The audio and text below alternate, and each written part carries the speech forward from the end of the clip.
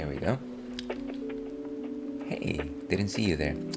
Hello and welcome to the Ales and Fails stream. I'm your host, Aelwolf, otherwise known as Ales, gentleman streamer, the excellence of an execution, the no-throne Cicero. And it's been a while, folks. It's been a while, and I'm just noticing that my camera is a bit off on the settings.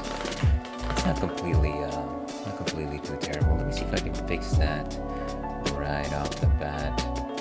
I'm going to assume that it is probably not the easiest thing to do right now. I like that. That's pretty good. So, technical issues aside, yes, it's been a while. I've been away for about 3 weeks. Those of you that follow this particular channel know that I tend to stream fairly consistently, and I do stream Thursdays and Fridays every single week. But yeah, I had to take a break, and that is because, of course, I was traveling with the family. We were visiting family in the land of Singapore, very, very far off lands, and we took a long trip. It was fun. It was very, very hot. But there was lots of food to be had, lots of family to talk to. Of course, no opportunities to stream from over there. Wouldn't it be funny if I were to just like grab my phone and just like start, like cataloging my days, my happenstance in Singapore, and it's like, well, this is weird. This stream came from like this variety-focused games, beers, to like just talking about your adventures in Singapore. I feel like that would have thrown some people off, so maybe next time though, maybe next time. The other thing that happened is, of course, as you can see, our friend over there, whose name I will spell, Churro, our partner in crime, had a very minor surgery, and of course, because of that, he has to wear the donut of shame. He's doing well though. He did very well according to his vet, and so very happy for him. He's mostly been a little bit sleepy because of the medicine that he drinks, but there hasn't been any complications. He had like small minor surgery on his left eye, had to remove a small mass, as far as we know, very benign, very small. But yeah, he hasn't been scratching at it or anything like that. He's been a very good boy. But yeah, that's a bit of what's been happening. Before we actually get into the brass tacks of it all, and we'll eventually be playing Donkey Kong Country 3, don't you worry about that. We'll be talking about what I'll be drinking for at least a bit of the stream here. What is on tap today? And so friends of the stream will recall I like to talk about offbeat beers. Generally, I'll talk about non-alcoholic beers, but every once in a while I try to talk about gluten-free beers because, of course, we do have friends who are gluten sensitive. We have friends who suffer from celiac disease, and so we want them to be able to enjoy some of the same things that we enjoy if they are so inclined to do so. This is from our friends at Otherwise Brewing.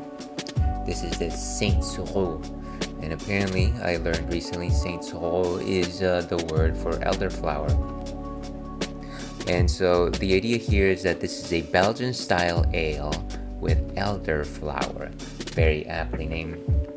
So you might be wondering to yourself, well, ales, how exactly does one come about making beer without including gluten? Because gluten is, of course, one of the components of both barley and wheat, which are very common in beers. Well, you use other things. You use things like rice, and places like Japan have very good rice beers. You use things like buckwheat, which is not wheat, it is buckwheat. And then the other thing that you use, other grains like quinoa, sometimes you use it. Sometimes you use millet or millet, which is the same thing that you feed your parakeets. So if you've ever eaten parakeet food, there's something to be said about that.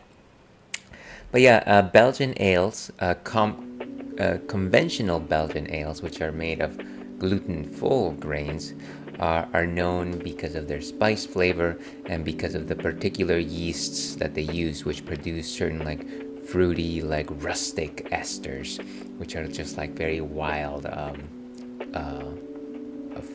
fruit-like compounds. They're very delicious, and so they decided to compensate here by using elderflower.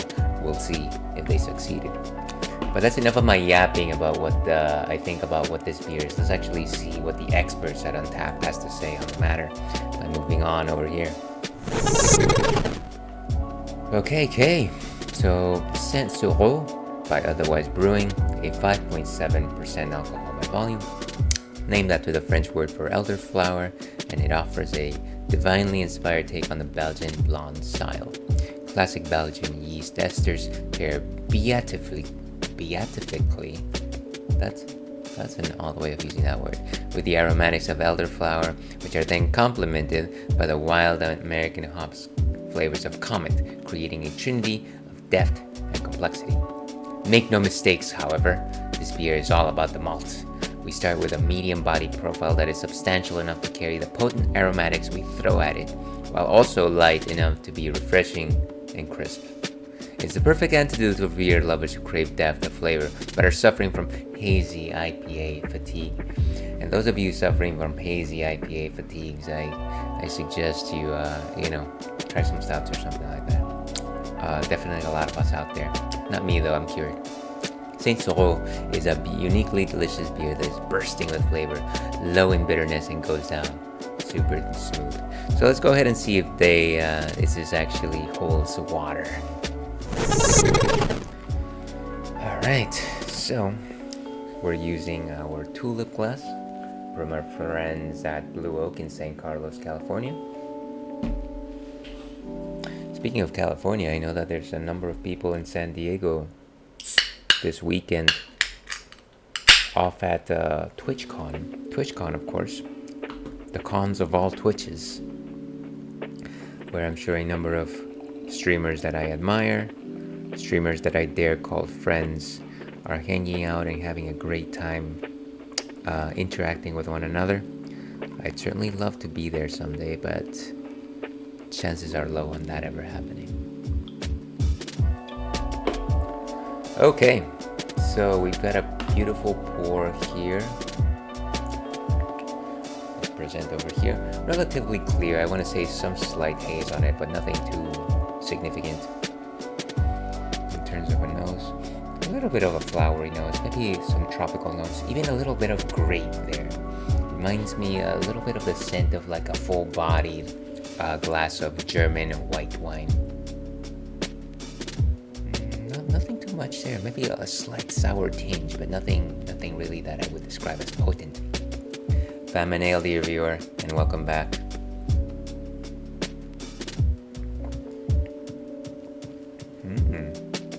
That is surprisingly good. Now, those of you that have followed the stream know that I feel like with the gluten-free beers, I'm a hit or miss sort of thing. But this is actually quite delicious. This is quite delectable. There's no real hops to be spoken of. Not quite bitter. I think, it is a little bit sweet. Once again, the taste is very similar to like grapes, like green grapes. Not too sour green grapes, but there is a certain tinge of smokiness to it.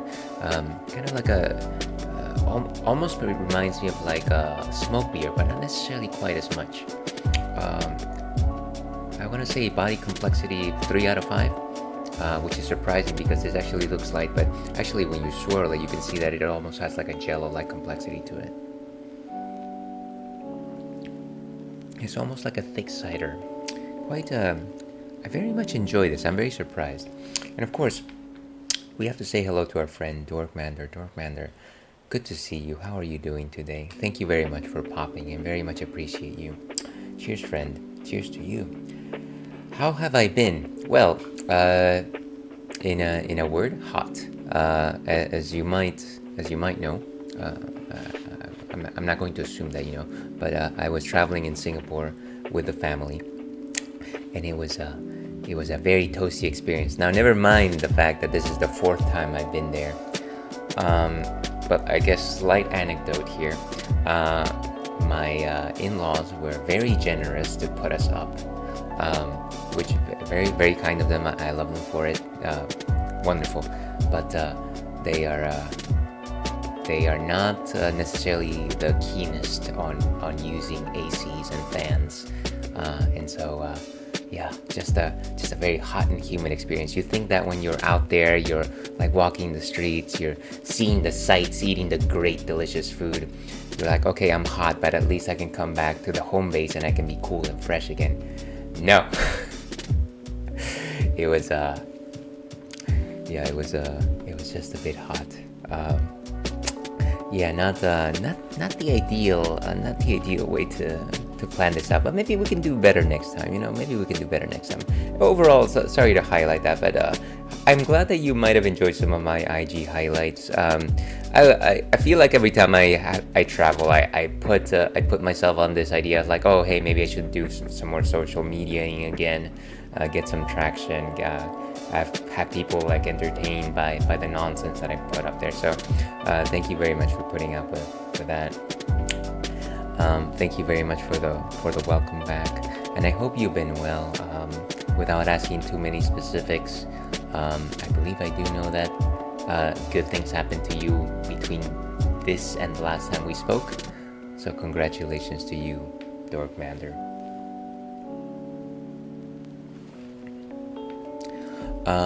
Before I leave this thing, let's go ahead and give this one a rating. This is actually a very solid gluten-free beer. Let's go ahead and give this a 3.25. Beautiful. Okay. So that, as they say, is that. So today we are playing Donkey Kong Country 3, which is the game that we play on the side of Final Fantasy VIII for the retro Ratskeller corner of the stream. I play this game about every 4 weeks or so, trying to get 100% on it. This is my first playthrough through it, and I'm using a wiki for it, and I'm also using save states for it. So if you're one of those sorts that are like, hey, you haven't really beaten the game if you haven't like done it like on original hardware without any like save states, then maybe this is not the place for you. But you know what? I think this is the place for you. So let's go ahead and get that started. But before we do, let's go ahead and pose the question of the night, because it is eternally night here at the ale cellar. Question of the night: are you ready for autumn? Well, ready or not, it's coming. I think I am. I think I'm done with the heat, and I feel like the heat went away for a while. So yeah, that is the question of the night. Feel free to respond. Totally optional. And let's see. Thank you. Definitely need to make some time to properly catch up. Absolutely. But I'm glad our timelines synced up enough for us to catch each other today. It is great that in this particular timeline corner of the universe, parallel reality, things worked out so well that we actually happen to be in the same place at the same time, virtually anyways. Once again, it's good to see you, Dorkmander, and yes, we should make some time to actually chat. Let's see. I'll be doing some things around. I'll be hanging around while doing some things in the background. Yeah, absolutely. Do what you need to do, and certainly, take care of business, as Home Depot once said. But once again, thank you so much for your company. With that, let's go back to the world of Donkey Kong Country 3.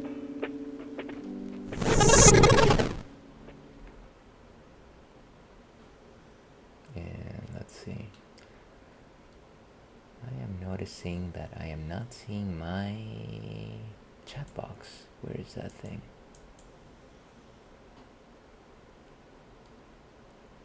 Maybe it's there. Let's go ahead and do a test. Testing. Well, it's not popping up.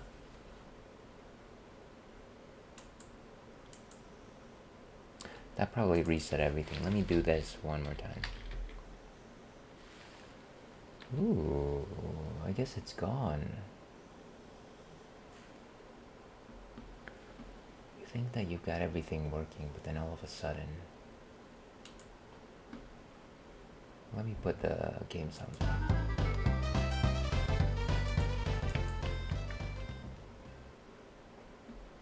Very interesting. Well, let's hope that the chat box pops up. And I don't know if that's very loud or not. might just decrease the volume just a tinge here. That might be a little bit better.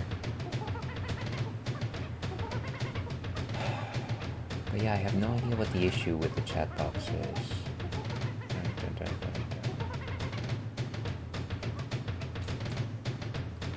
If I go to...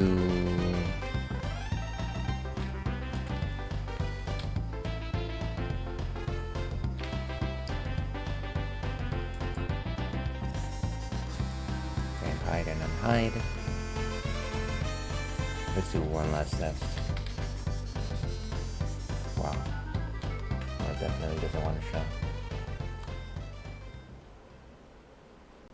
What if I add a new source called chatbox?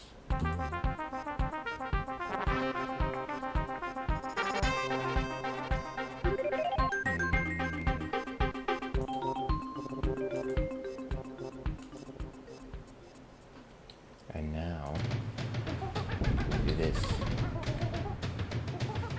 Still not showing anything.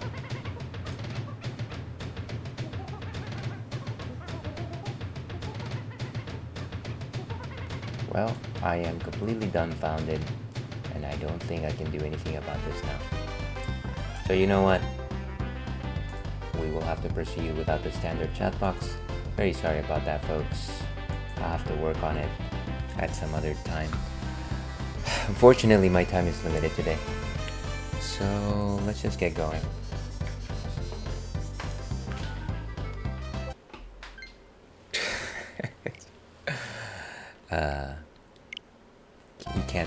You can't win them all.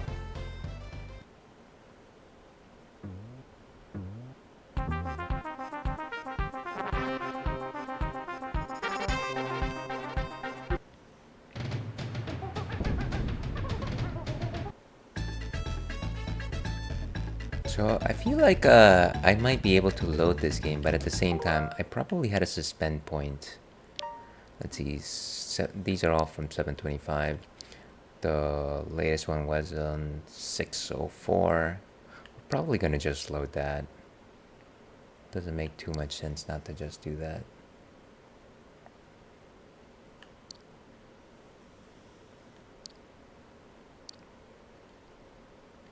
Now let's go with 604. I forget what this world is, but I'm sure that it is the beginning.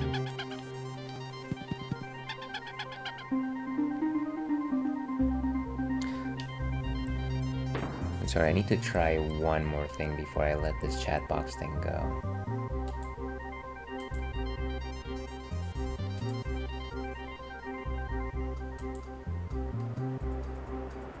What if I hide the whole thing?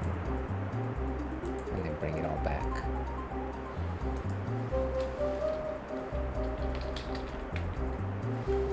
It's not going to show from here then. Is it going to show from here? Also no.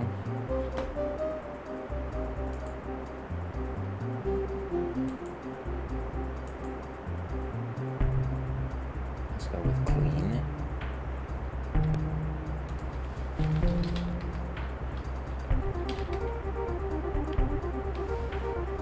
No, I guess chat boxes are not working today. Okay, we'll just leave it at that. Bury my shell on Wounded Knee. And I notice that all of my blocks are active. There we go. Okay. So I have no idea where I am. I think I'm somewhere in Cotton Eye Cove. Already wasted so much time. Cotton Top Cove, and I think this is a Rocket Barrel Ride, if I'm not mistaken. Let's see, in terms of things that I need to find, of course in every level I'm trying to look for the DK coin as well as the bonus levels. So to the left of the level flag, the Kongs must pick up a steel barrel and toss it up without it landing on the slanted platform. Then jump into the auto fire barrel. Okay, so well, it'll have to happen at the end, I suppose. And then we've got 2 bonus levels. Just before the letter O is a booster barrel, and Kongs must blast left over a green bus to enter 3 knickknacks. Okay, so that's just before the letter O. And then the next one is after the no animal sign behind the waterfall. So let's keep those things in mind. Ah, Streamlabs, why do you let me down? Alright, these are crushes. What is... okay. Well, great start. Great Scots.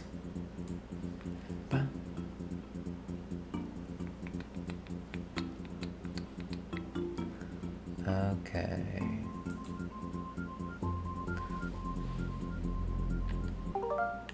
Let's load that suspend point.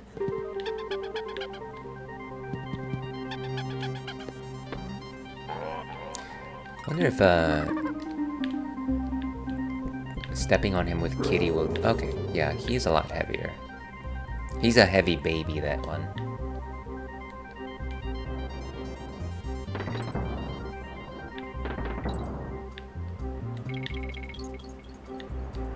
And of course there's a barrel behind the waterfalls, but in order to actually access the area behind the waterfalls, you have to actually approach the barrel from specific platforms, otherwise it just doesn't work.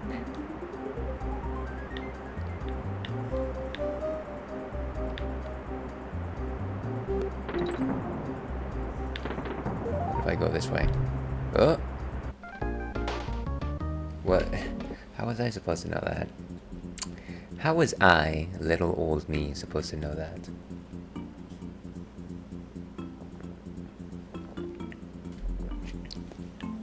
What have we done already? Baza's blockade. And of course there's like a Brothers Bears stores that is there.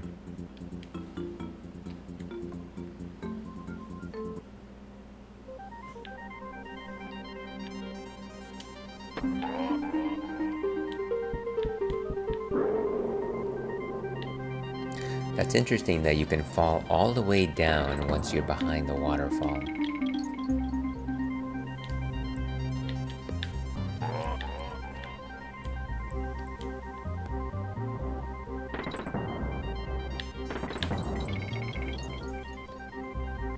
You okay, so that is why we have a great suspend point, that and we don't have to worry about such things.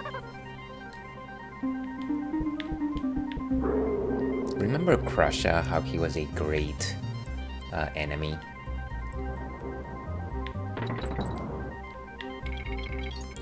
But then, if that is if getting that stuff is a no-go, why would they put it there as the first example of this particular exercise? Oh, because you can just go there. Okay, nice. So there is a way to get those items, but not necessarily the most direct way to do so. Seems like I'm not centered. Okay, there, I'm centered now. No, I want to explore the other side. Why would you let me have my way? Just like Simba. Free to do it all my way. Hey, go that way.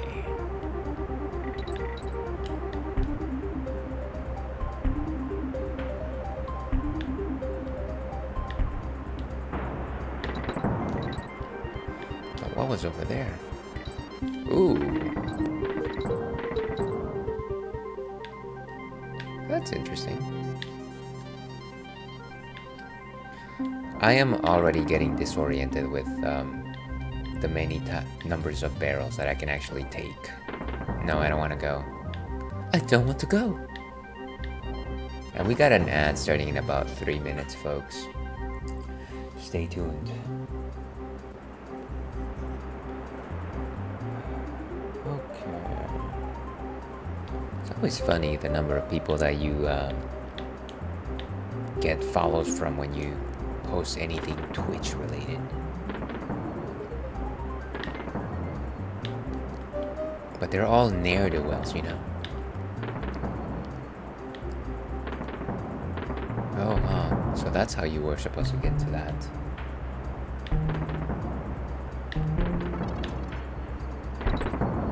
So we're gonna go this way instead. Because we just have to keep doing the wrong thing in order to find all of the bonuses. Bonus?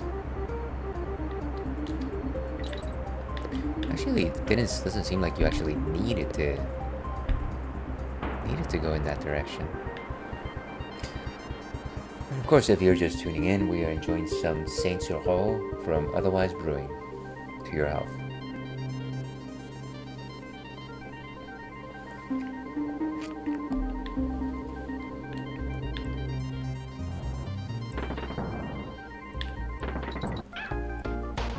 I honestly thought that we could actually clear that arc.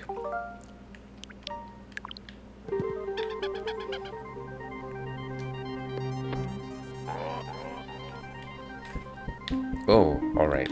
I keep forgetting that the fact that you can't step on these fools without some heft.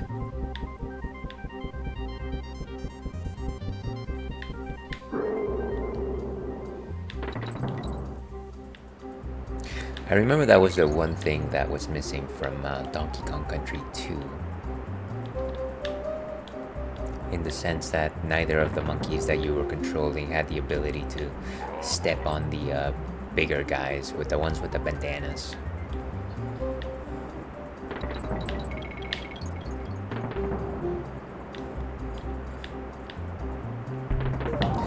And you know, to be fair, I don't actually know whether or not it's a good thing to have an enemy type that simply can't be toppled with the characters that you have, right?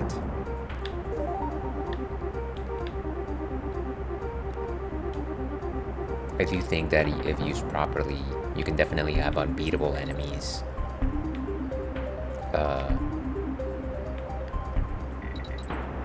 Which would force you to find creative ways to defeat them or get by them.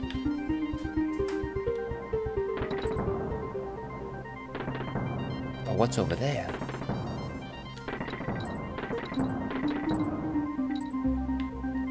I really need to find more of these Brother Bear coins. I feel like I'm definitely not getting enough of those.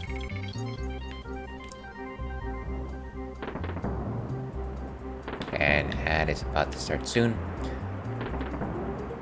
Very much apologize. Please don't believe the lies of Ondor.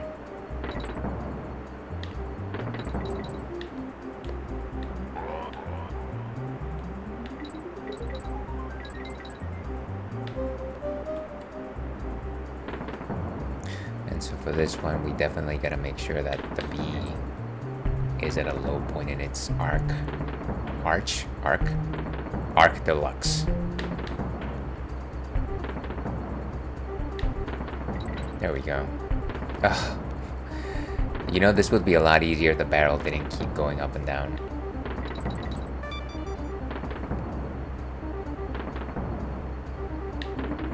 Oh, come on. Pain. Love pain.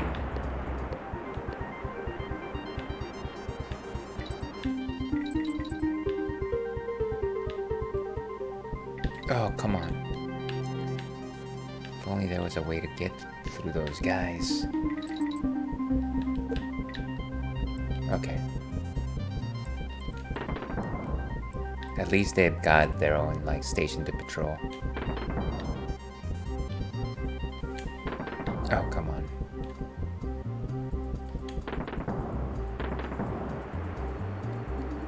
Not bad.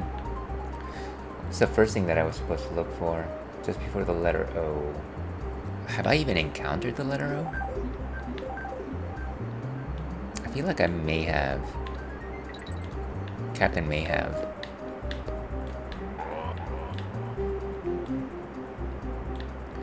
How do you get past this thing? You just do the... Okay, nice. So right before the letter O, it says... There's a booster barrel that leads up to another one to the right. Instead of entering the next one, let's blast left over a green bus and bounce onto 3 knickknacks. It says before the letter O, so I must have already passed it. Or maybe it's this? Oh, there it goes. I see it. Beautiful. And of course, whenever we enter a bonus area, we do create a suspend point simply because we don't want to have to repeat it all over again. Not necessarily without. Sorry folks, I'm a bit thirsty today. Oh, my love too long ago.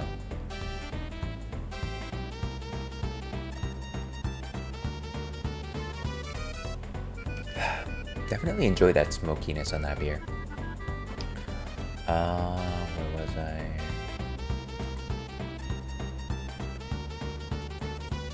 Okay. What is the objective? Collect 20 stars. Okay, let's give it a shot. No! Come on. Don't be like that. Look at that. I only need 6 more. Come on, donkey. Ah. And that is why we have suspend points. And so I know that there's, ways to abuse suspend points. Just like pause and load the game little by little. I try to make it clean so that individual challenges are not cut by the suspend points that I lay out.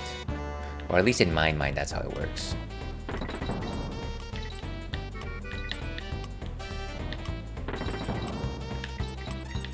Why is the arch so bad?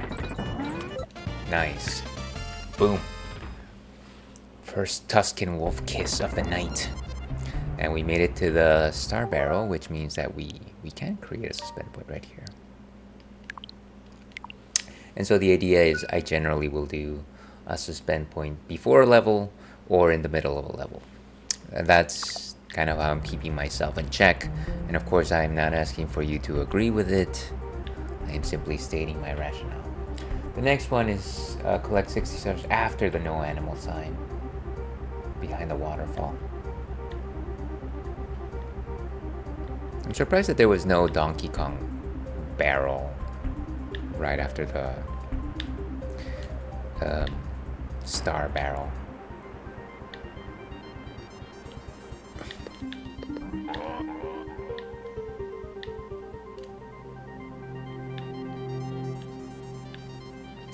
And just to expunge upon the point there, making a suspend point right after the star barrel almost makes sense, given that every time you restart the level, you're gonna bounce there anyways.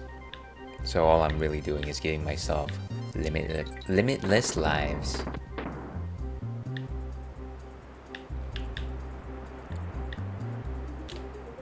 Nothing over there, huh?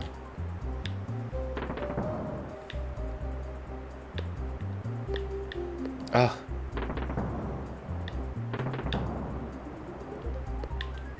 I want to check out what's over there. I wonder what animal pal we're gonna get today. Still fingers crossed for Winky the Frog. Justice for Winky. Oh. Check that out. Was there anything else behind the waterfall? I feel like I'm gonna go behind the waterfall. I'm gonna jump off and then I'm just gonna die. So maybe that's not a great idea.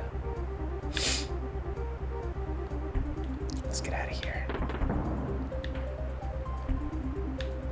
Always trying to see if there's anything on the other side.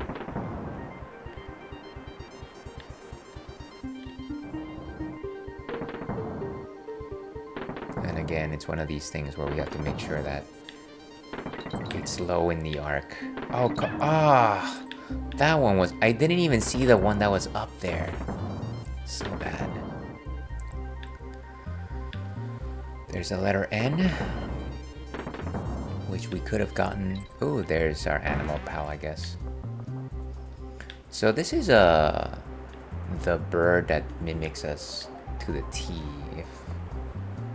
I don't know that we ever receive an explanation for what it actually does.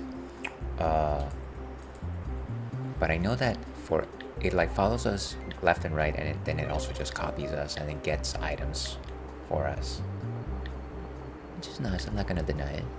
I wonder if we actually have to save it from like enemies though. I don't know if it just like dies if it gets hit. Oh, that's how are we? Okay, let's try. Not that hard.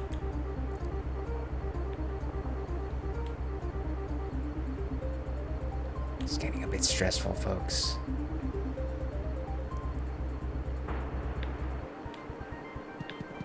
Ooh. Back to full strength. Of course, this is as good a time as any. Even though this is a drinks-friendly stream, we do advocate the drinking and constant use of pure, healthy water. Water, the element which brings life, helps you stay hydrated, helps you regulate your metabolics, and helps you stave off the terrible effects of imbibing alcohol. So drink up.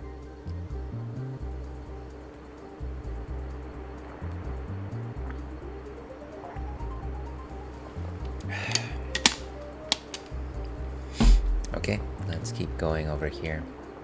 So trying not to get the bird attacked by one of these bees. So gotta time our jumps properly.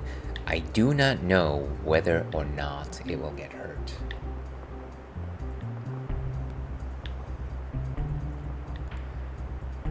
And you could fall down there, but I feel like that's just gonna send us back.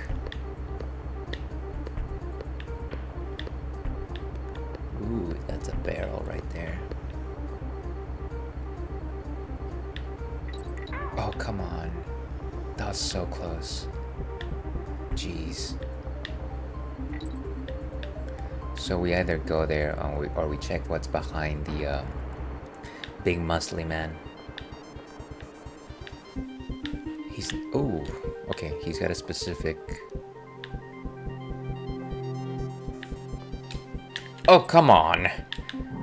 How dare you? Okay. It's like the game immediately puts a second one right as you time your jump. Ridiculous. Or dare I say, redonkulous. Okay, we can keep moving.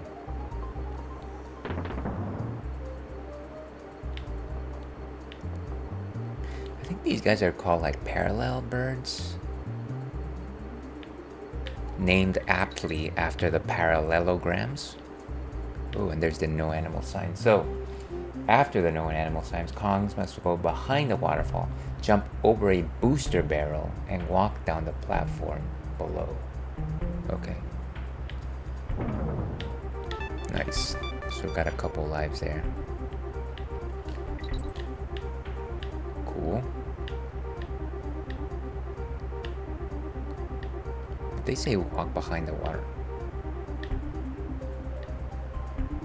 Okay, so there's our bonus barrel. And like I said, here we create a suspend point. Very nice, nice. We like it clean like that. And before, what is this one? Collect 60 stars. That's too many stars, folks. That's too many stars. Well, how about 120?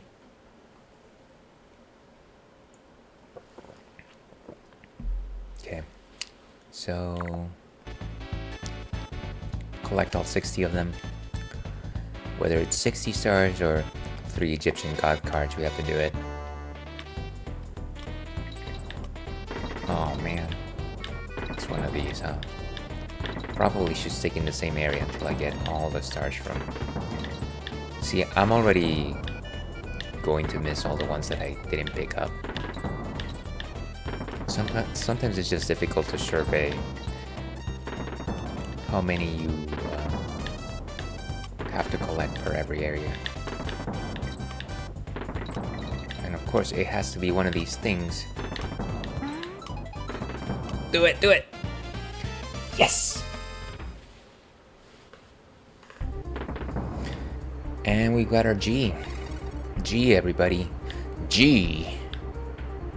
I wonder what Ganon is up to. Okay. Simple jump. And there's our keg.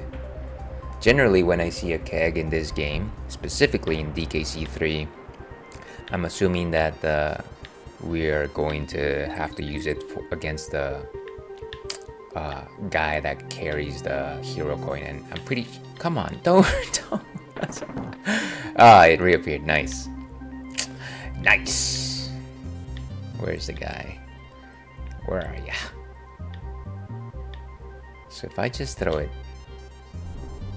that's not doing anything.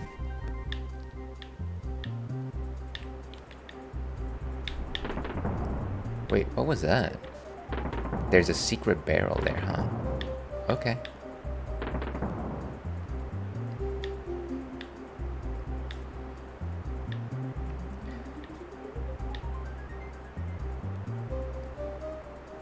So what if I go...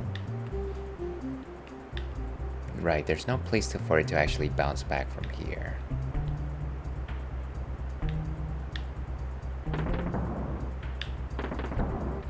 What does this blast barrel do? Oh, so it sends us all the way over there. But how will that...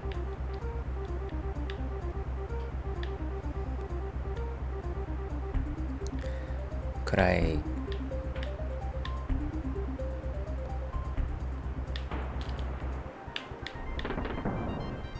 No, that doesn't do anything.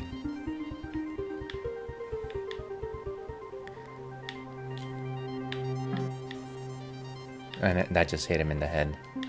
How come there seems to be a barrel here, but sometimes it activates... Oh, I think it's only activated when you go behind the waterfall, right? I see. So there's gotta be a trick between the waterfall and just...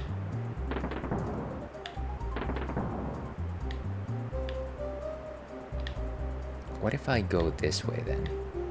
If that is the case. Maybe I have to roll it behind the waterfall? Could that be a thing?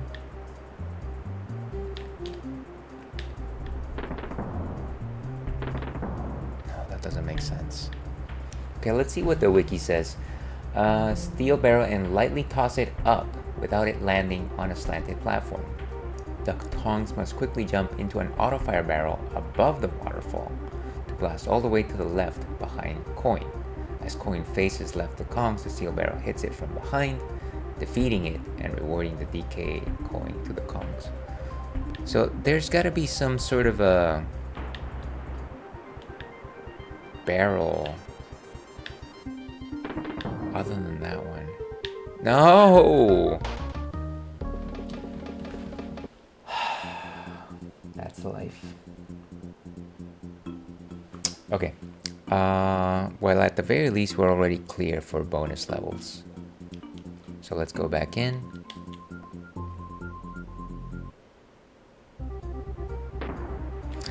And let's create a suspend point right in the middle.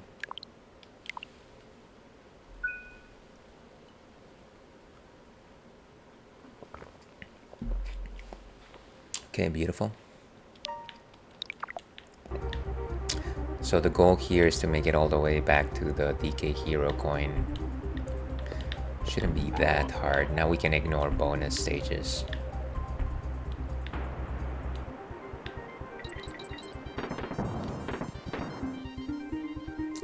Follow me, Fox. Oh, here's a funny travel story that has nothing to do with travel, but you know, late at night, what I really like to do. Well, I guess late at night, if I'm awake, what I really like doing is playing games.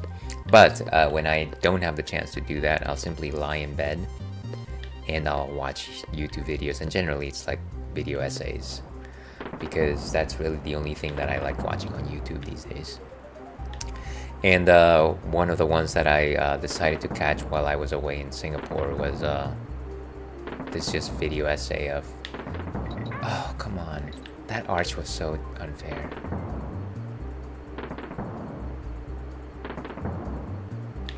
now. A video essay on Star Fox. The Star Fox 64 trilogy, as some people like to call it. Which is Star Fox 64, Star Fox Adventures, and Star Fox Assault, which was on the both of those last two were on GameCube. Yeah, and you know, I've never played Assault. I know that it had its fans, but it wasn't like highly acclaimed. But the essayists definitely made a compelling case for why they liked the story and why it was a lot of fun. And now it's something that I look forward to experiencing at some point. Star Fox Assault, which I absolutely completely ignored. I felt like 64 was like the epitome and all be all of what Star Fox is supposed to be. And in many ways it still is the template for what people remember Star Fox for. But at the same time, I don't dismiss the idea of trying things that are a little bit different. And of course, I did purchase Star Fox Zero on the Wii U. I haven't touched it yet, but I definitely look forward to it. And I know that the controls are probably going to be terrible. But that's fine. That's okay. I forgive you. I forgive you. Let's switch characters. Step on these dudes. Bad dudes.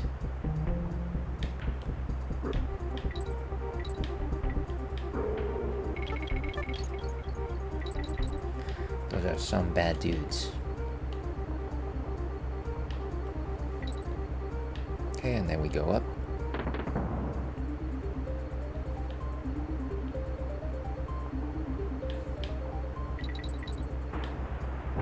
Nice. So we get a couple of... Sorry, I think there was a... No, I thought there was a Brothers Bear coin here, but not really. Oh, come on. How am I supposed to... Oh, right. You're supposed to go behind the waterfall and then all over the waterfall. It's always just a bit tricky to see when you're in the foreground and when you're in the background. I feel like the most intelligent way that people ever use that particular trick was well, the first time I saw it used very well was in the Virtual Boy WarioWare game, which was a lot of fun. Which was like the best game I had for the Virtual Boy. Still miss the fact that I don't have it. That I don't have a working Virtual Boy. I'm sure I could pick one up. I don't know when I would ever be able to use it. But yeah.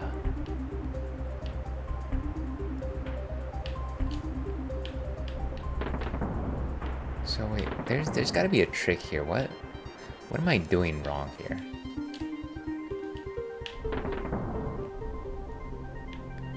Is it just that we're supposed to... Oh, come on! Again?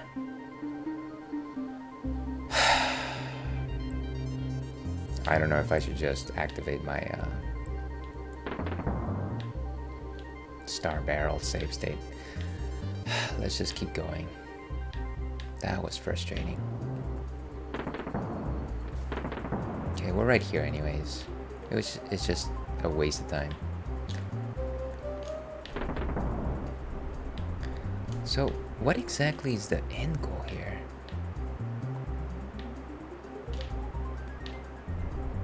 Where is the bounce back? That's... Is there something that might help us bounce the barrel back? Because there's no...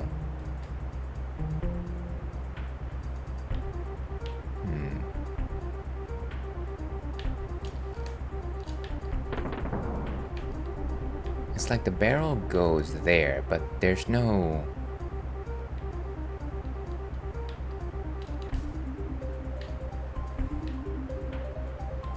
What if we just throw it here? But we won't be able to reach the guy until he...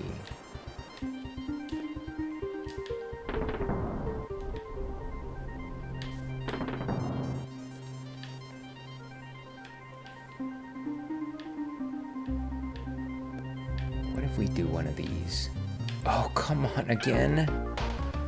Oh, that is painful, folks. That is painful. Okay, try one more time. Just gonna load the suspend point. Let's read the description one more time. To the left of the level flag, Cox will pick up his toss it without it landing on the slanted platform. Maybe if we toss the barrel from the foreground of the waterfall, it will actually bounce back. Quickly jump it above the waterfall to blast all the way to the left behind.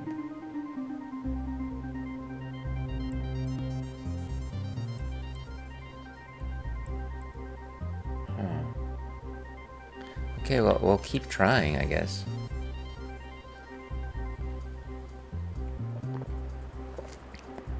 I think the goal here is to find some way to make it so that the barrel bounces behind the guy and ricochets, which is something that I'm not seeing yet. The barrel kind of just flies off. But again, it might be because we are launching it from behind the waterfall.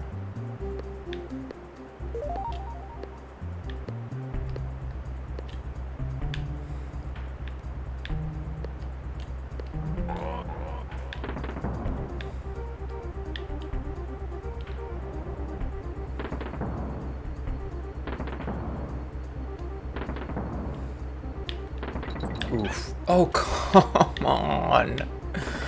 Oh, whatever. Whatever. Okay.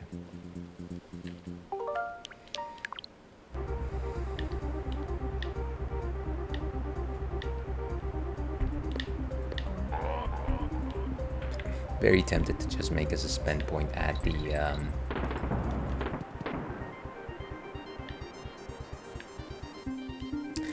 level flag, but I don't think I'm ready to make that.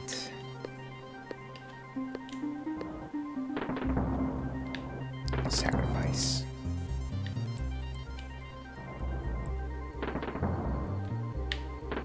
Here we go. You have to kind of just do... Oh, wow. Again.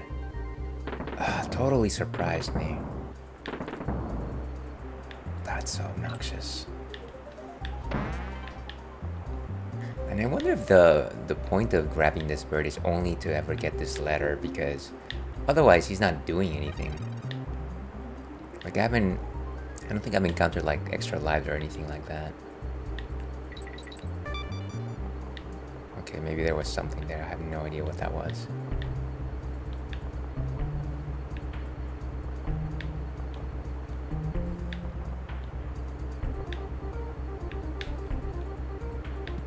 Okay, nice.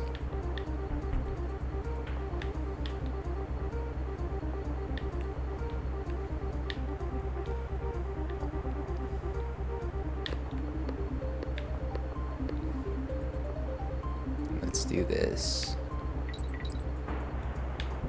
Right, and this is where the crushes are.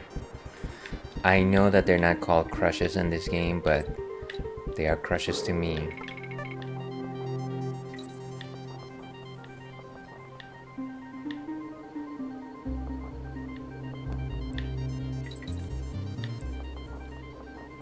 Moving on up.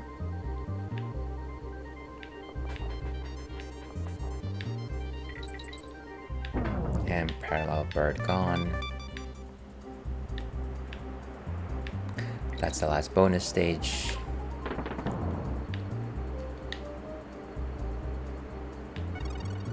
And of course, we've actually got to jump into this barrel.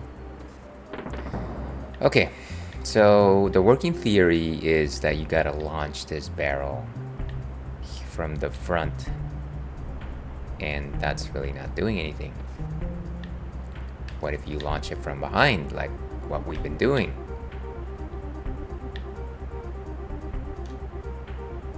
There. What is the bounce back? Come again? Ah, that is so obnoxious.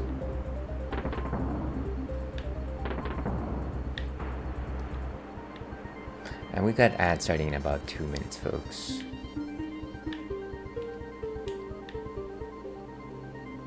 What a cheap parlor trick.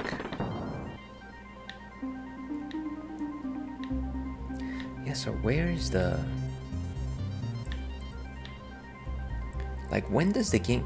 Stop it! Stop it!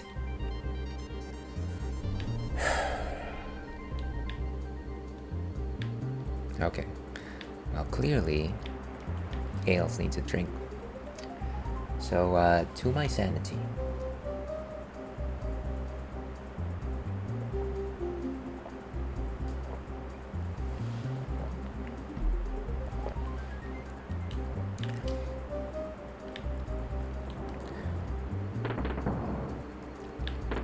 Of course, I absolutely understand that is the challenge of the objective.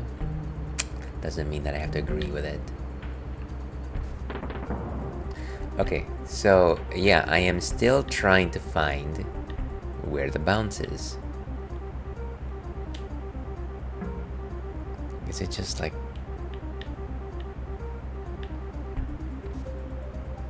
What if I throw it this way?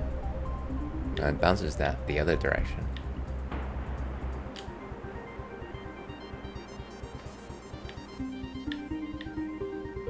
I guess it's... Stop! No! Oh. Okay, we're at least gonna get rid of that bug. There's something here. Something stinks, folks. Something stinks. Like durian. Ah, and it's my performance. Just a second here. Boom, boom, boom, boom, boom, boom, boom, boom. Okay.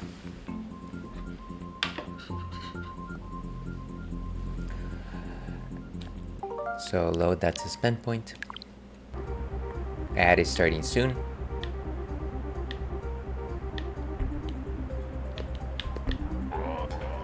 I probably make this attempt more because of the fact that I keep falling behind the waterfall.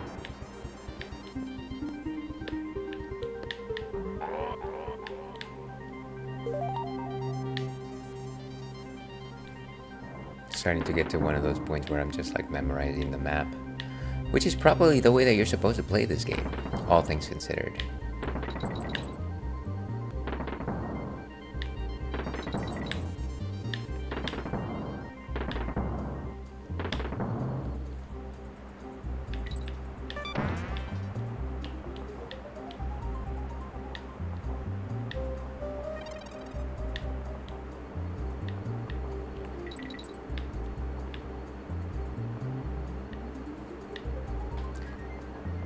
We're in the middle of ants, so I'm gonna shut my trap, as they say.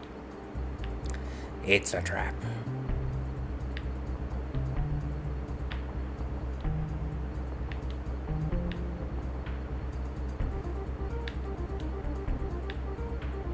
Ooh, we made it to the DK barrel without sacrificing our friend, our kin.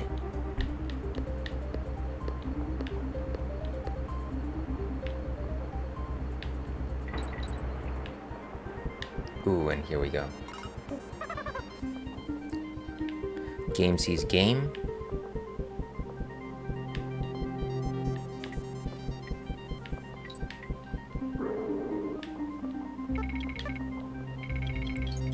Okay, not bad. Back behind the waterfall.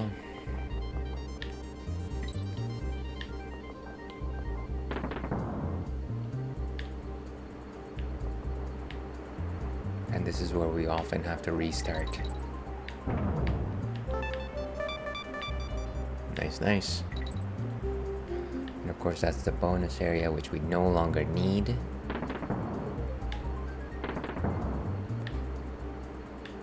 Knog.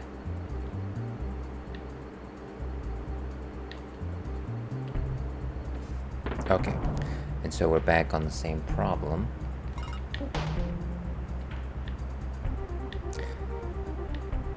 Sorry, I'm kind of just paranoid at this point.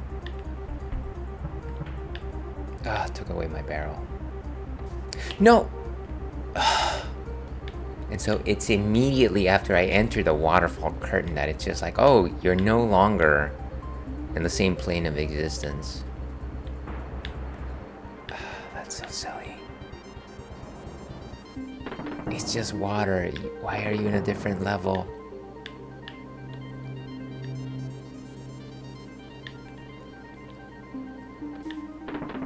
Okay. So, like I said, the only way to bounce this thing.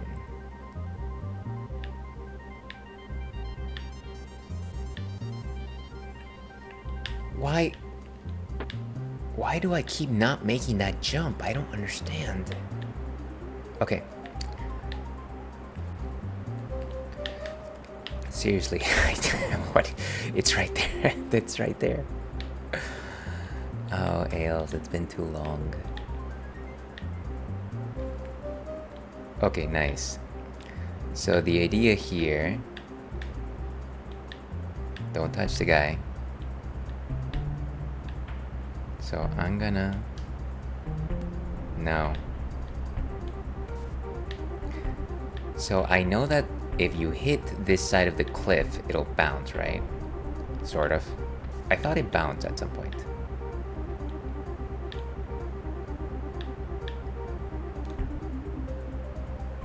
No. I was very much under the impression that if you hit the cliff, it bounces. So what am I...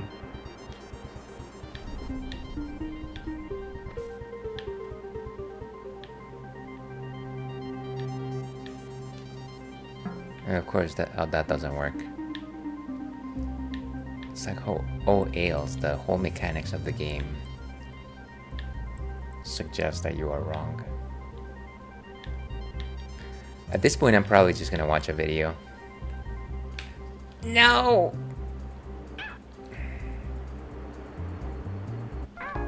Ladies and gentlemen. Ugh, okay.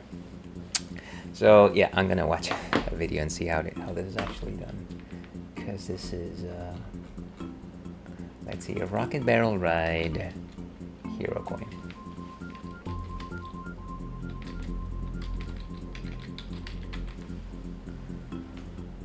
Okay, so let's watch somebody who actually like knows what they're doing do the thing. Let's go all the way to collect 60, blah blah blah blah blah blah.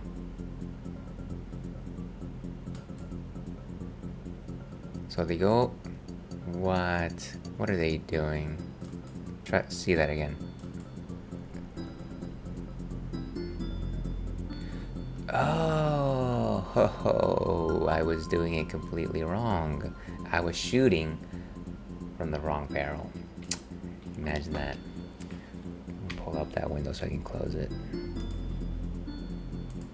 Okay, so now that we know, knowledge is power after all. Let's try this one more time.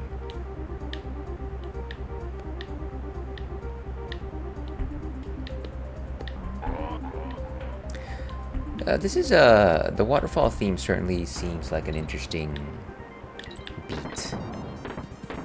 It's both wondrous, but it adds like a level of urgency to it. I don't know what it is.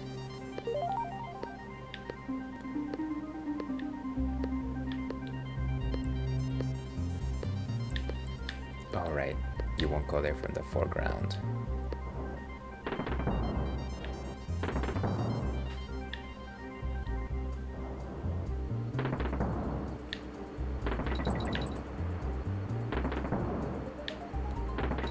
There we go.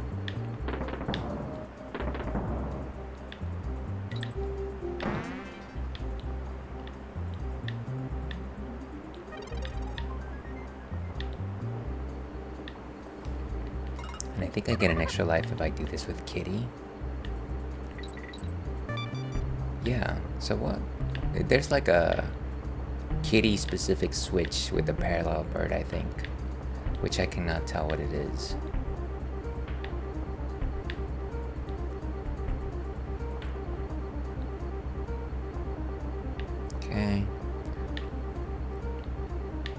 DMI.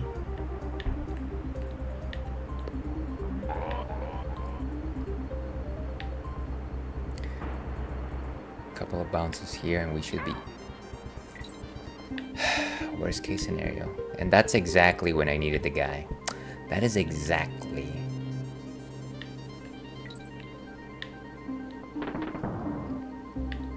Okay. No use crying over spilled milk. Why can't I get it? For a moment there I thought the balloon was bugged. It's like, hey, this balloon is bugged. Alright, that's the bonus area.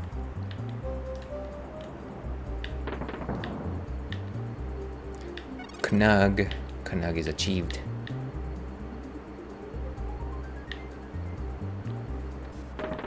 Okay, so the idea is you throw the barrel, but you make it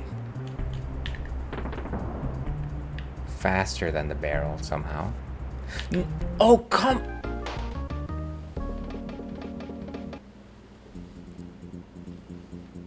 It's good. This is quality streaming, folks. Quality. Let me lower the camera just a bit. I feel like I'm sagging here. I mean, I'm naturally sagging, but I don't need to sag on camera. Let's have a bit more. And in case you're just joining us, we're enjoying and helping from Otherwise Brewing, known as Saint Soro, which is a gluten-free beer, Belgian-style blonde, made using elderflower.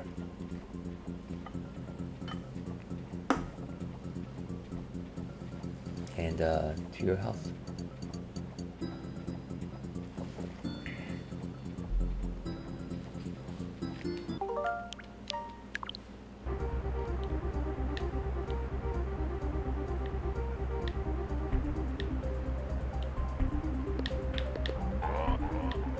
But yeah, the answer is surprisingly easy, and it had nothing to do with the barrel inside the waterfall.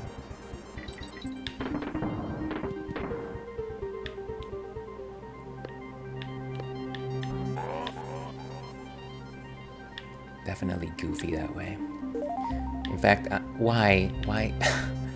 I am so tired of falling several levels because I happen to be behind a waterfall.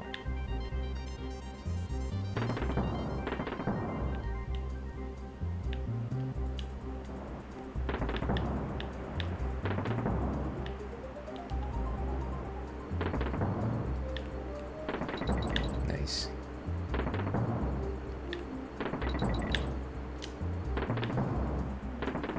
Okay. And switch to Kitty here for the extra life. Get the thing for no reason other than it looks nice.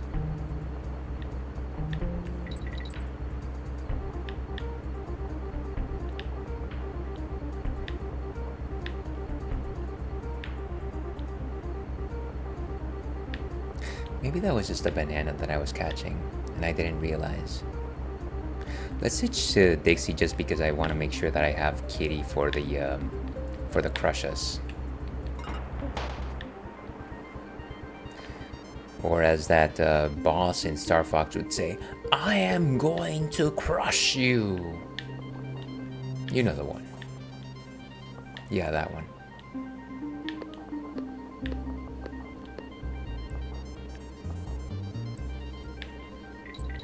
Okay, and then this is the part.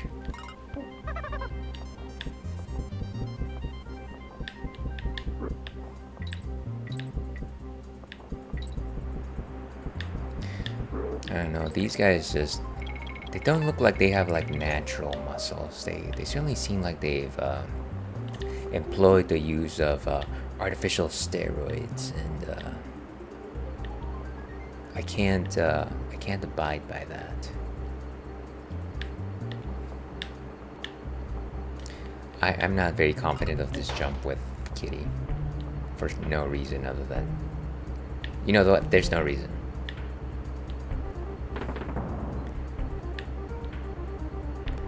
Okay, and these are the guys that constantly get me every single time I fall.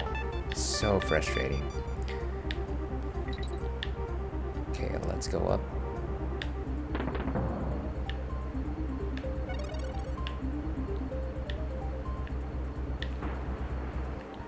Nice. Okay, so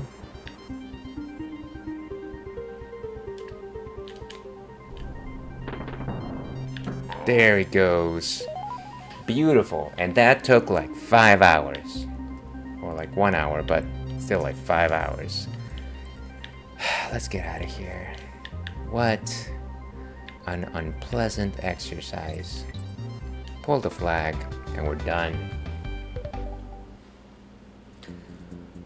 Gosh, I can't believe that one level was that was an hour. Okay. Ooh, wrinkly save cave, because of course you gotta save your game. Stay fresh, stay hydrated.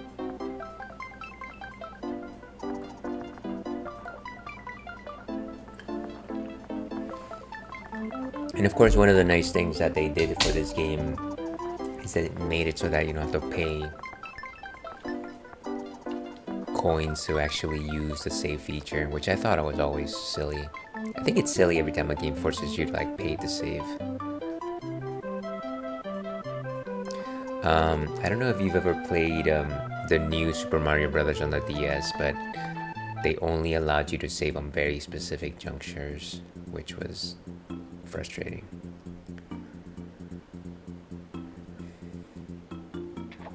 So we've got both the yellow flag as well as the exclamation point, which means that we never have to go back there ever again. I know that this is a Brother Bear store, but okay. This is a very strange piece of sand. I almost feel like it's gonna get destroyed at some point. And again, this is my first playthrough, so if you're right now thinking, of course, Ails, it's gonna get destroyed very soon, don't tell me.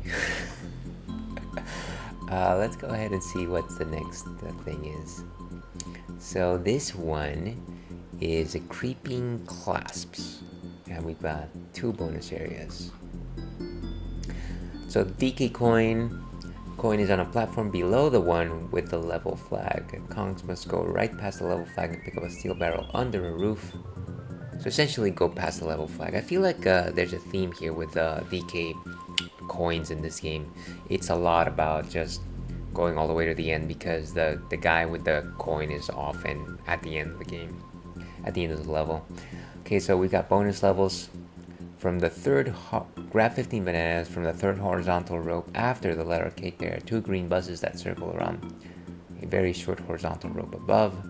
First bonus barrel is above the short rope. Okay, and then the next one is after the star. Excuse me, after the star barrel. So let's do it. Create a suspend point right here.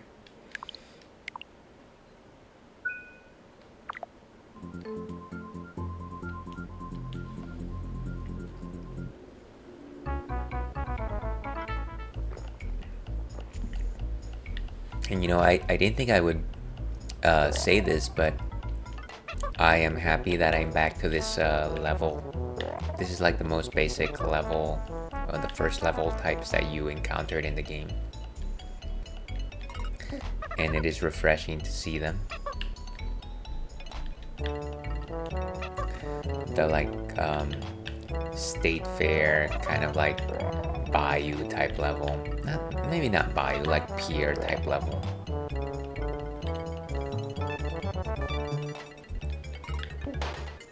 What exactly is a bayou level? Like Bayou Billy was probably the game that was most known for bayou levels. Like, of course, Ails, you know what the bayous are. Okay, so there's a letter K. And it says third horizontal rope after the letter K.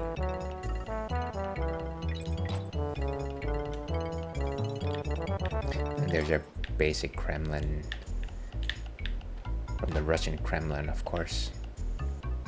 Whoa. I forgot those guys exist.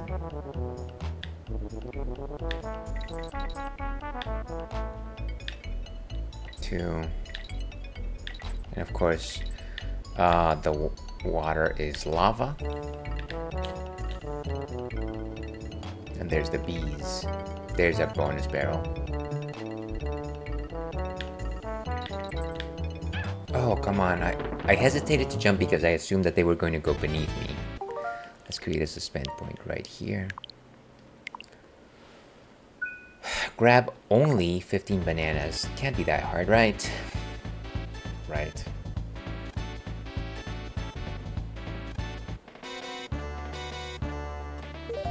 Oh no, it's one of these.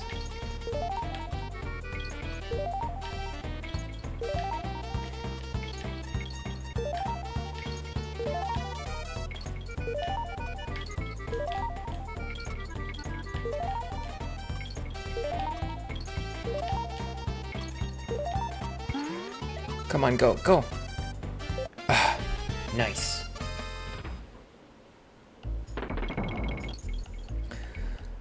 Those levels are generally difficult because you have to factor... you have to factor in like the bounce of your Kongs, and generally when it's Kitty, it's a little difficult. He's just heavy to jump, so it's like you press the jump button and then he jumps. So sometimes it's difficult to just like make sure that you have enough time to procure the banana by way of you timing your jumps. So it's like an extra thing. Okay, so the next time we have to worry about it is after the star barrel. And then of course at the end of the level. So for now we can just play the game. Play the game. I like these guys a lot more in DKC too.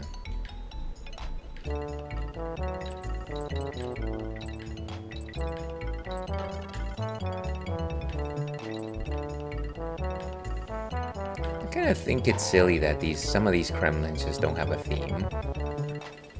Like I know that in the beginning they were kind of just like soldiers, right? Like their theme was being soldiers for King Cruel. And then in the second game, it was just like, oh, they're pirates. But in this game, I just don't feel like they have a theme. A lot of them are just naked. And you know, I am not going to judge anybody for wanting to just be naked. That's fine. Please be naked if you so desire. Don't hurt anyone while being naked. But yeah, there's no like unifying theme for these Kremlins.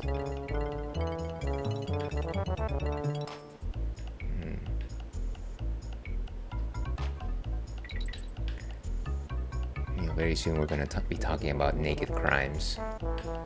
Oh, come on. Did it just blow up? It like took a second for it to blow up.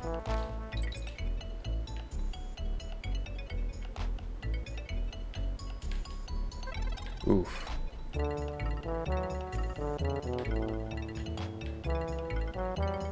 Trying to make sure that I'm not landing. Okay, nice, the star barrel. It's just like a dude walking around. Naked, of course, but it just sounds like Diddy Kong, actually.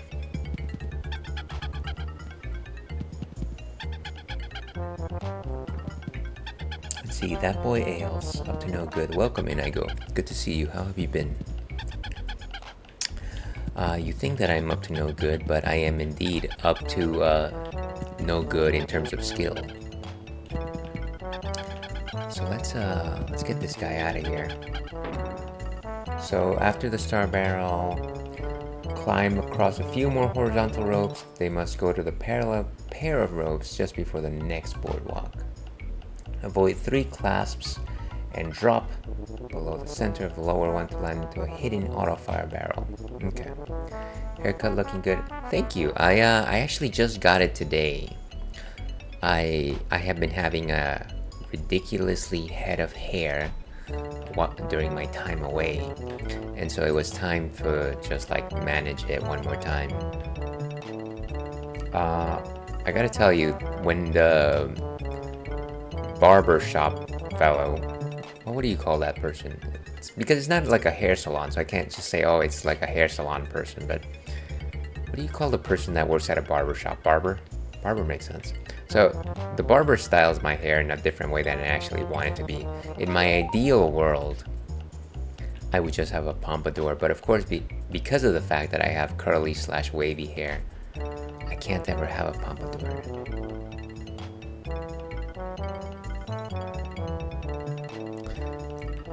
Funky Dynamite. Oh, and there's our auto barrel. So how do we get there?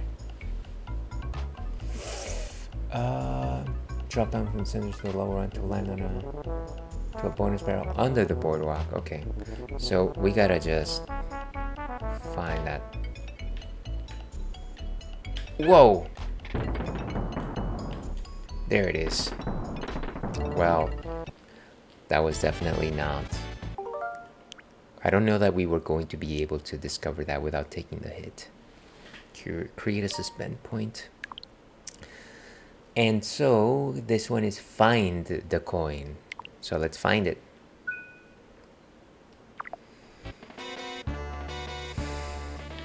Oh, great. Ah. Well, that was quick. Of course, I'm stuck with the most agile of Kongs.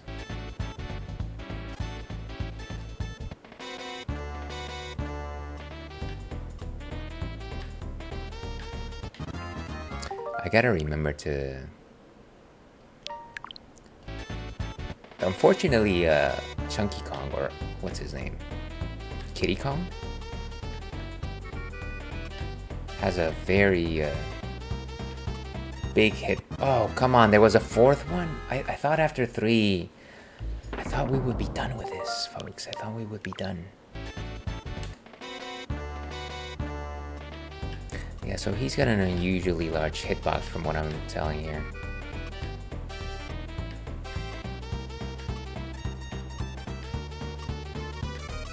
Here we go. Just jumped. I feel like half the time, the challenge is not the objective of the bonus area. The challenge is completing the bonus area and then having enough time to get the coin. I almost wish that they would just give you the coin after you complete the objective. It just adds this level of stress that it's just like, no, why are you doing this to me? There's this good looking guy just walking. Boom, boom. He's ready to do it. I thought he was gonna jump. How to do this? Okay. That wasn't that hard. Come on. Oh, disgrace, disgrace.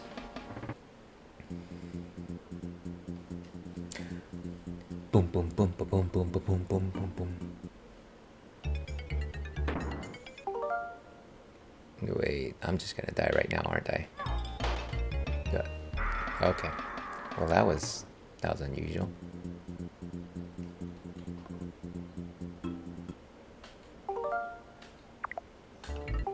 Okay, so we create a suspend point right here.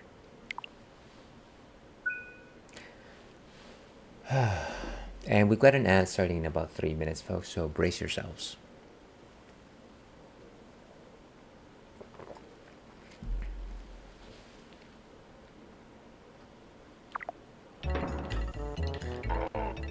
It's like they put the most basic enemy there to make sure.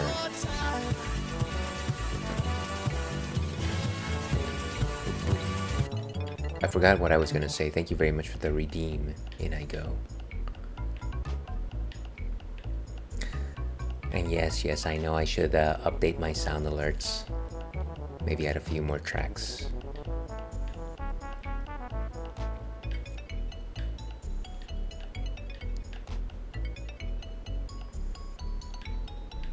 Don't need to get the bonus area here. Let's go. Bum, bum, bum, bum, bum, bum.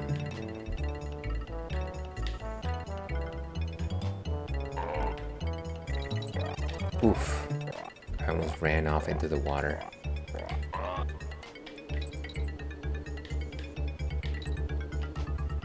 Harder, better, faster, stronger. Now that, yeah, that one was also a solid track from that particular album. Yeah, I should look for something like that. I think it would be very applicable to the things that I'm doing. Hey, you should just do it better. Work it harder, make it better, do it faster, makes it stronger. Oof. Okay, nice. Oh, come on, why? There was absolutely no warning on that. No warning whatsoever.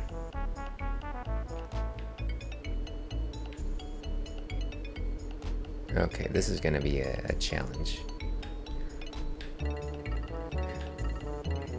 Nice.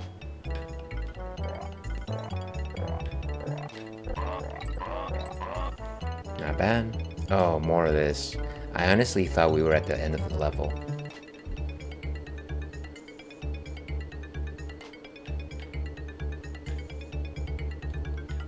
Come on, dude.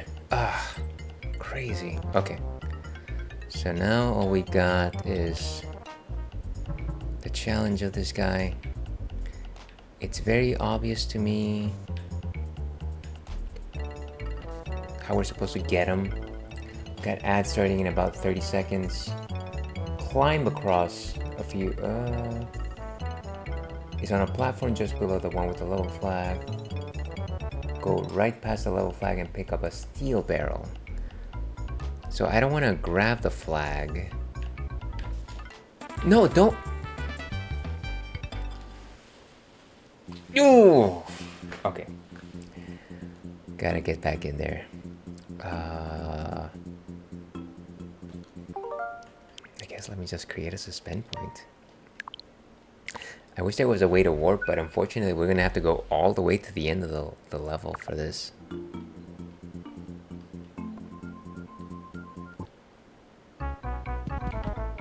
What a pain in the butt.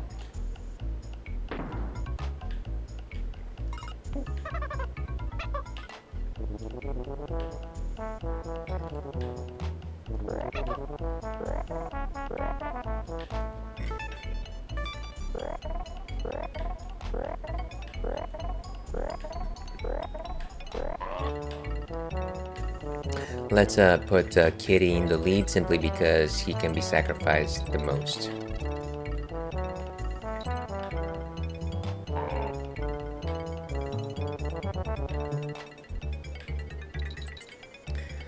There's so many of those guys. I guess that's the theme of this level, just the bombs on the ropes. I don't know that I've seen them before.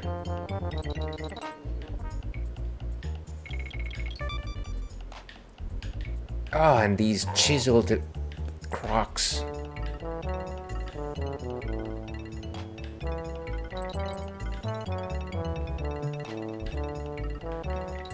Come on. Nice. So bad. Again, Kitty has just an insanely big hitbox. It's definitely not easy to navigate with him.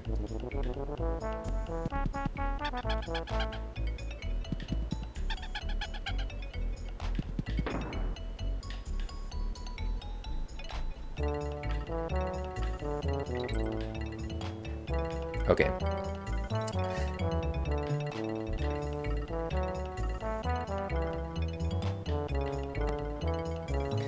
And I think we are back, folks. Welcome back from ads. Welcome back. Well, what's the welcome back Cotter theme? Welcome back to the place that you used to hang around. There was some scatting there. For everyone that saw Welcome Back Cotter, of course, that's a very nostalgic track. But oh my goodness, thank you very much for the subscription and Welcome, Aris. Good to see you. How are you doing today? Thank you very much for the welcome back. I apologize for singing welcome back as you came in. How have you been? I think I was lurking in one of your streams yesterday. You were playing a Kirby game, though I can't for the life of me recall what it was. But of course, excuse me. Wow.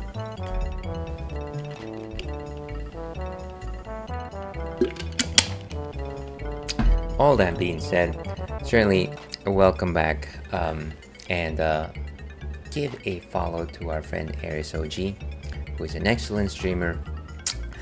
Dare I say a good friend? Hopefully that's apt. But yes, last time I caught you and we were chatting on stream, you were finishing up Ocarina of Time, but last time you were playing Kirby Superstar. So I'm wondering, are you actually planning to finish that game? I've never actually played it like from beginning to end or anything like that. But once again, everyone who wants to watch a better stream than this, kindly give Aris OG a follow. A great conversationalist, very kind individual. Always a good time hanging out with the Aris OG community. Let's see, I'm doing okay, feeling the allergies today. I think making me tired. Thank you, of course. I think I finished it. It's supposed to be short. So, yeah, I think that's what it is. It's like a collection of games, if I'm not mistaken. And I feel like that's probably the Kirby game that I've gotten the deepest into, because unfortunately for me, I hate to admit it, but I don't know, for one reason or another, I never got too big into the Kirby games. I feel like the most I've played the character of Kirby has been in like the Smash Brothers series, because he's got an awesome like sweep kick. Anyways, how am I? I think I'm doing okay. As I have this mentioned to you in passing, obviously it's been a little bit. I guess it's been officially a week since I came back from Singapore, so I'm mostly over my jet lag. I want to say that I'm probably like at 90%, barely feel it anymore. And it's just good to be back doing the things that I want to do. Very happy to be back on stream. Yeah, today it's been a good day.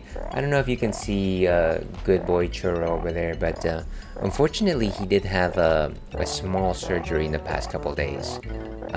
He had a small mass removed from his left eye.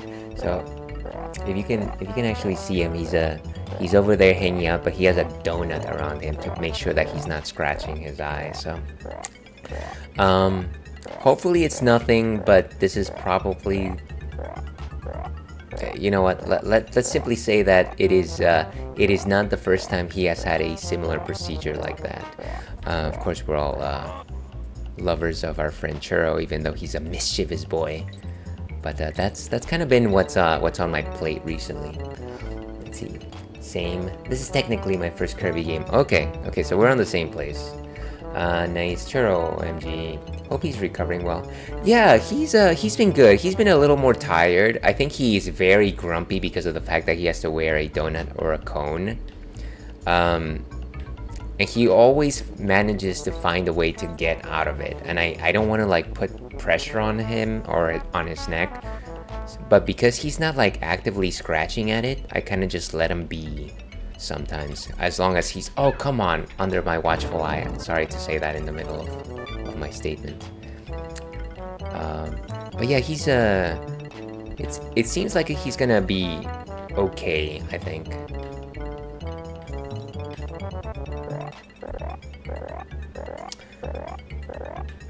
Yeah, but how about yourself? I'm sorry to hear that you're facing allergies. Those can definitely be the worst. I feel like I had some quote-unquote temporary allergies in the past week because for whatever reason, and I don't feel like I've generally had a history of allergies, but for whatever reason I just kept getting a runny nose early in the mornings. Oh, that's a bummer. And so I would just get these like random 2 hour long spurts of just like runny nose, and I never knew what it was. And I was wondering, oh, hey, did I pick something up while I was traveling? But it kind of just went away on its own, and I have no idea what that was about. Alright, and I think we are at the midpoint. Let's create a suspend point right here.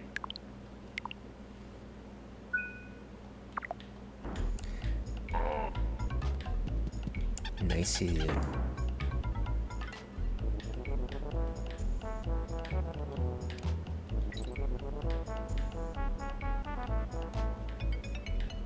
And voila.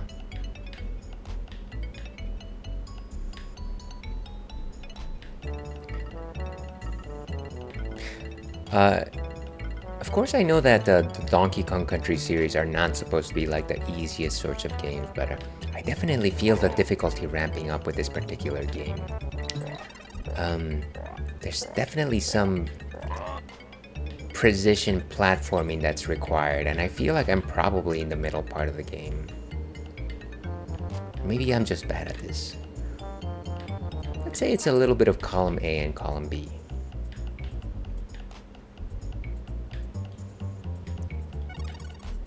Oh, come on. Ah. Wow, that was a close one. Whew. Nice. Okay. They're coming, aren't they? They're coming for me. Come on. Ah, that is so bad. Okay, but I think that's the end of it. So it's a fun game. You're exactly right.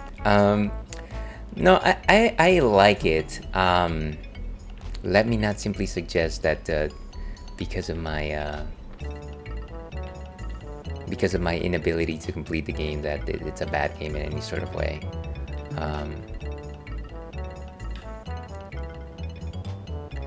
Okay, so the way to do this is rebound. Wow, he just took it from me. But it definitely takes the type of skill that you would have had when you were a young person, a child, and you had nothing else to do during a summer, and you would just try the level over and over until you get it. And yeah, unfortunately for me, it's not. That's not my life anymore. But your mileage may vary. LOL. No, I didn't think that. Okay, so how do we... Is there a different platform that I can bounce this thing off of him? Okay, so not that way. Let's see, what does it... What is the guidance here? They must go back to the coin and throw the steel barrel at the wall to the right by either standing on the coin shield or at the edge of the platform to the left of the... So it's a pretty simple... It's a pretty simple one.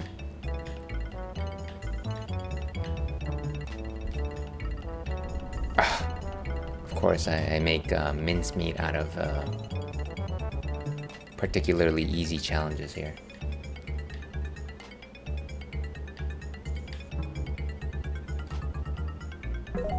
Beautiful, look at that, simple enough. Let's get out of here. Wow. Okay, so it's been 2 hours and I have completed 2 levels. So we'll see how far we get. Probably getting close to like taking a quick break here. But just in case you're joining us, we are enjoying a helping from Otherwise Brewing, which is a gluten-free beer brewery, and we are drinking Saint Sureau, which is a Belgian-style ale with elderflower. And if it isn't our friend Un Davidino, the protagonist of this game is African. I mean, I suppose gorillas come from Africa. That's as far as I would probably take that particular connection. But good to see you. How have you been? Hope you're well.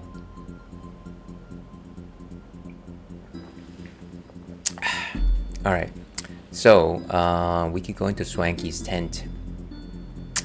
It is a joke. I kind of knew it, but unfortunately, I'm terrible at reading these things.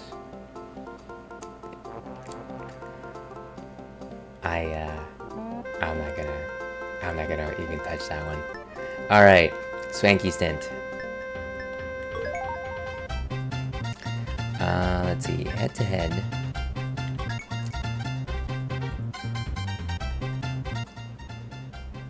I hope you like red because that's what you. Oh, okay. How do we do this one? Ah, this one is.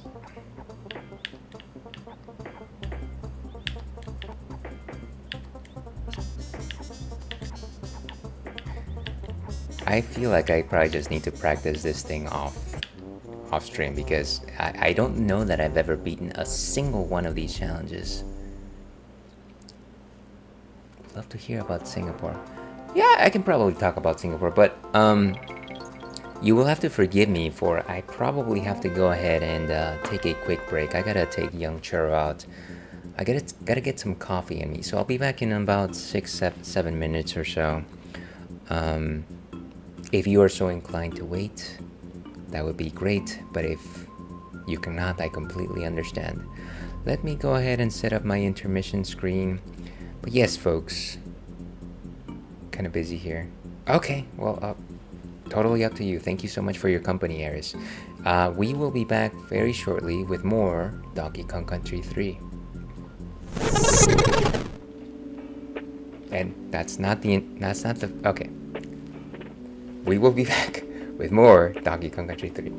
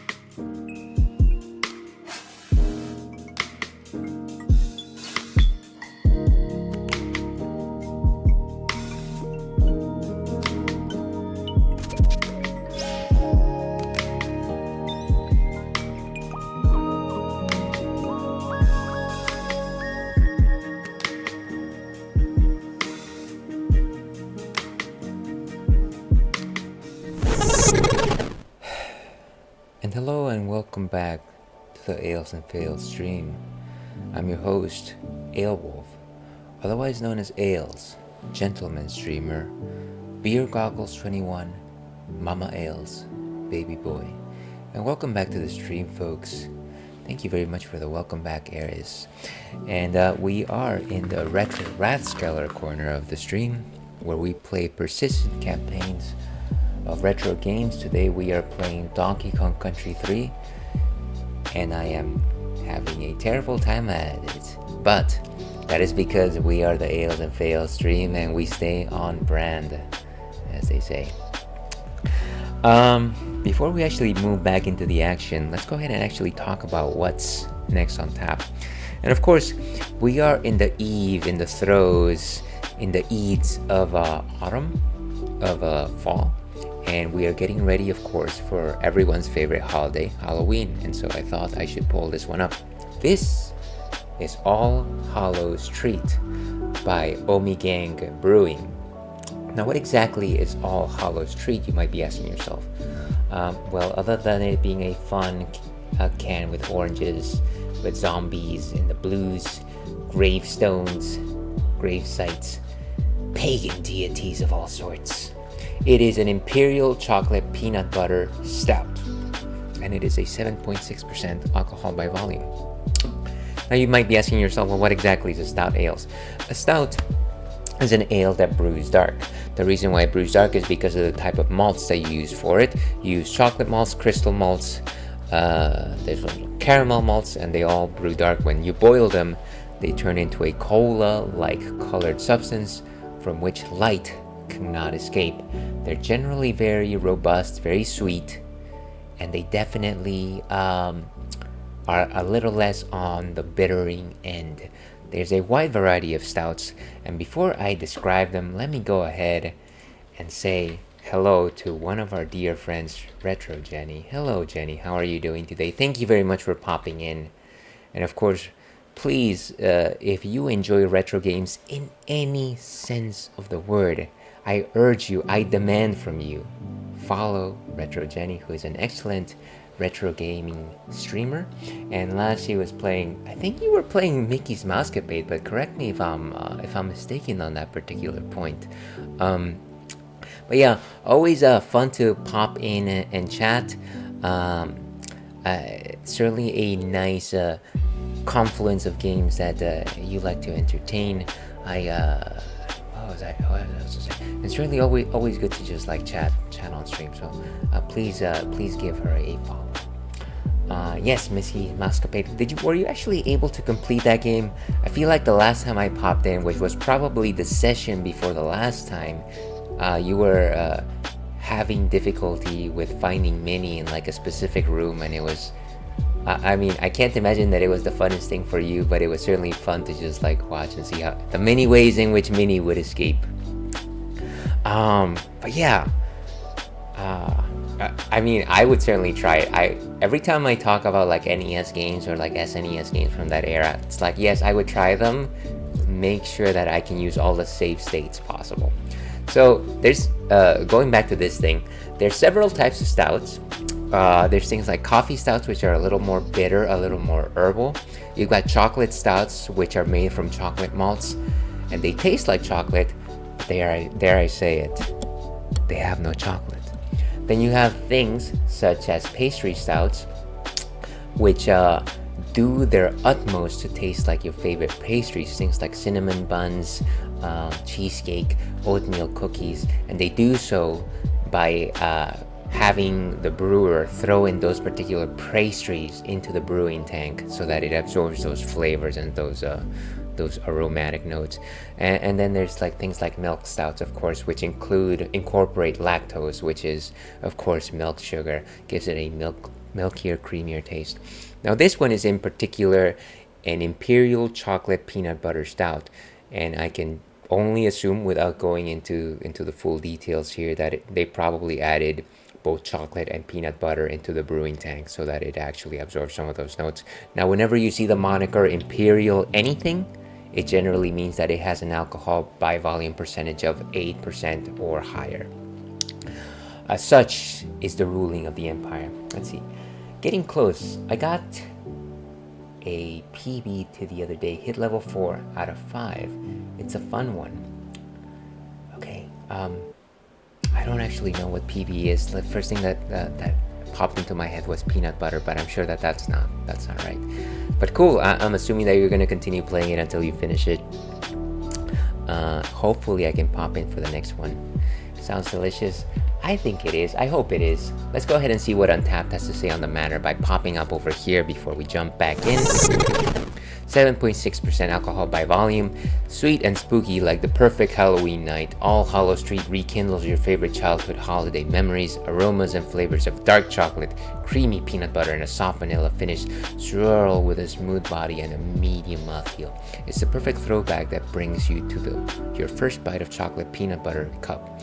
So imagine a Reese's, but it's in drinking form, I suppose. Let's go ahead and actually taste this thing. I've been talking about the thing for about an hour, and I'm just like, can you just taste the thing? Can you just can you do the thing that you are known for? And let's see. Oh, no worries. Haha. I used to think peanut butter too, until someone told me it meant personal best. See, now I know that. I'm sure that I've seen that a number of times, and I have always assumed peanut butter. But thank you very much. Today I learned TIL. And hello, Stony Classics. How are you doing? Thank you very much for popping in. How have you been? Very good to see you. How is Thursday treating you? And of course, we would be remiss if we weren't go ahead and giving our friend Sony Classics a shout out. They were last playing Dead Rising Deluxe Remaster. I've never played the Dead Rising games. I'm assuming that this is dare I say, a remaster. What system are you playing it on? I'm kind of interested. And maybe call me Chicken, please. Call me Chicken. But I know that Dead Rising is not the scariest of games. Like, it's not a Resident Evil and it's not like a Silent Hill. But I always felt like it was spooky enough where I kind of just wanted to stay away. Yeah, I'm just a chicken. So let's go ahead and pour this thing. I've been great. Been on a work break for a couple of weeks. Hey, I wish I was where you are. And that's me saying it right after coming out of a work break. I need to not be there for other reasons. Thank you for the SO. Absolutely. Thank you very much for popping in. Very much appreciate your time today. And as you can see, this beer brews dark. You can't see through it. It's got a very thin head. It's a stout simply because you can see that it's white as opposed to brown. If you've got a dark beer and it's got a white head, it's a stout. If you've got a dark beer and it's got a brown head, it's probably a porter. Famine Ale. So very thick, very creamy, lots of peanut butter notes on it. Quite delectable, very smooth. Not too much in terms of effervescence, very light on any sort of bittering notes. Dare I say that not a hop has touched this particular beer.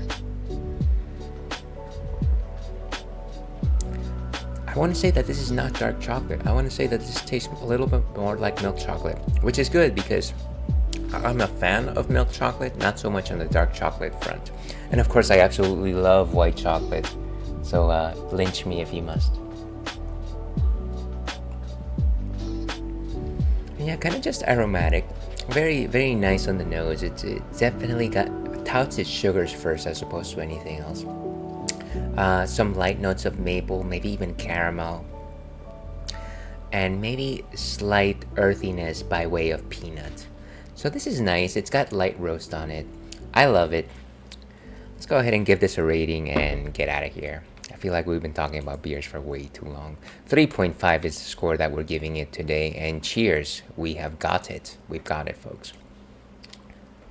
Peanut butter sounds good. I enjoy it. It's kind of funny because I always tell this story where when I was young, believe it or not, there was a time when I was young. I had a brother, whom I still have. And we were like a year apart, right?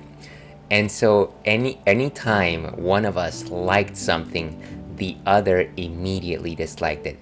And it just so happened that my brother used to love peanut butter.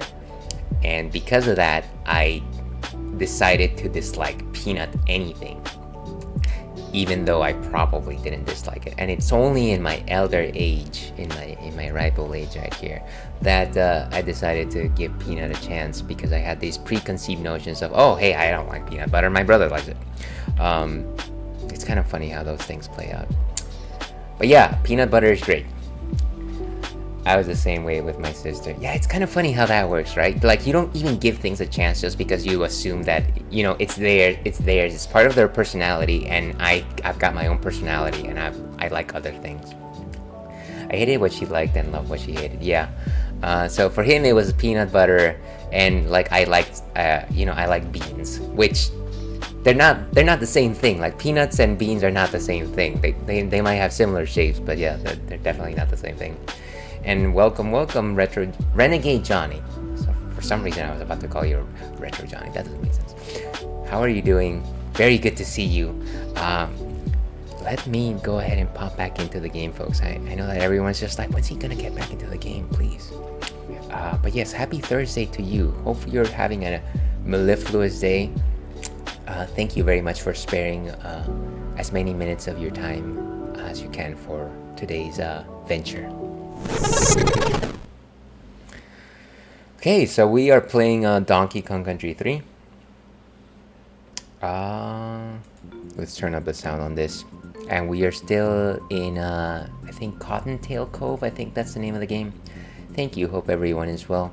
I think everyone is, as far as I can tell. At least I'm okay. I'm doing well.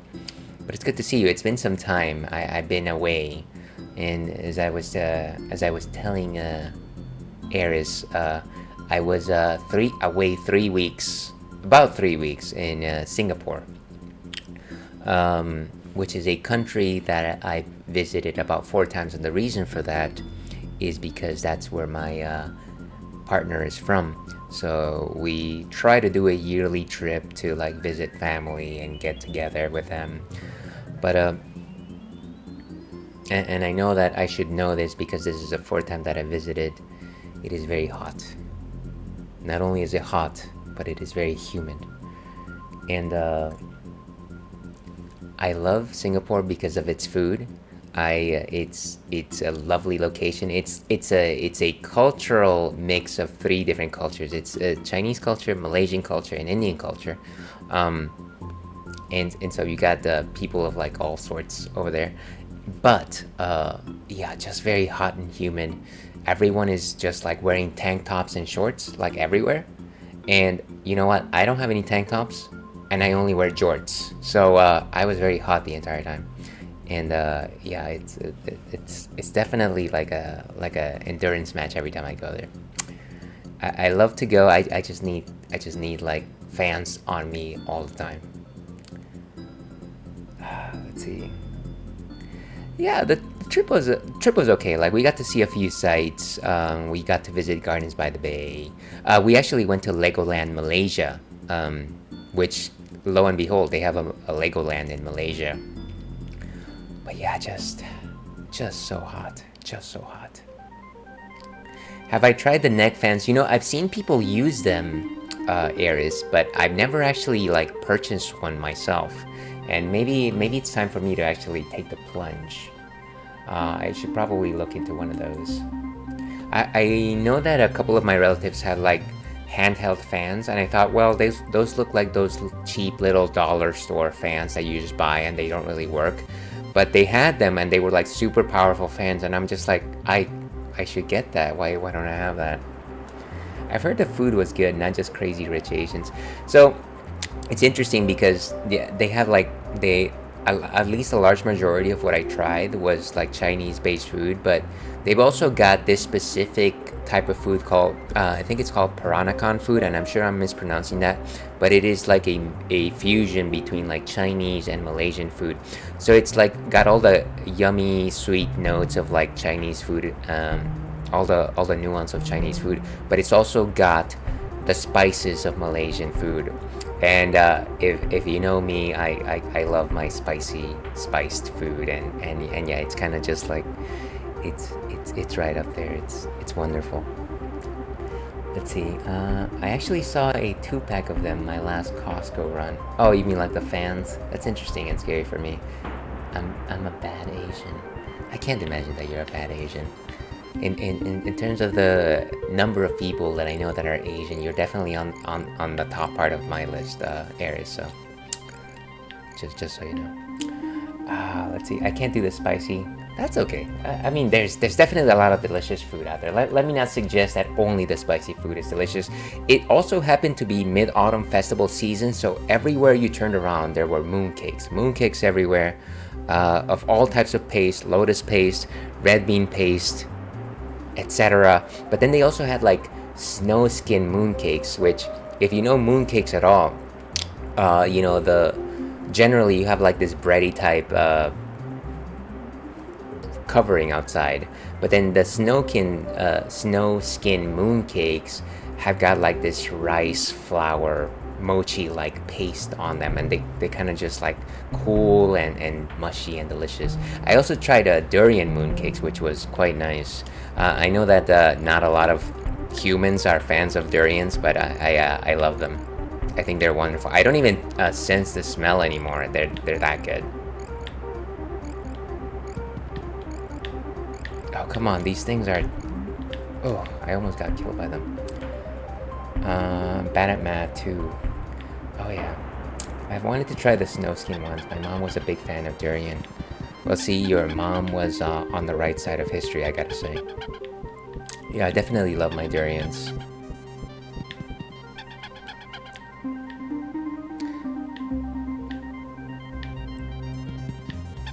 Okay. Let me throw this guy. And I probably should have actually checked. This level is called Keeping Clasps. No, not Keeping Clasps. This one is Track or Barrel Track, I think. And so we got 2 bonus levels just before the letter O, the first one. And we need to have Dixie with us.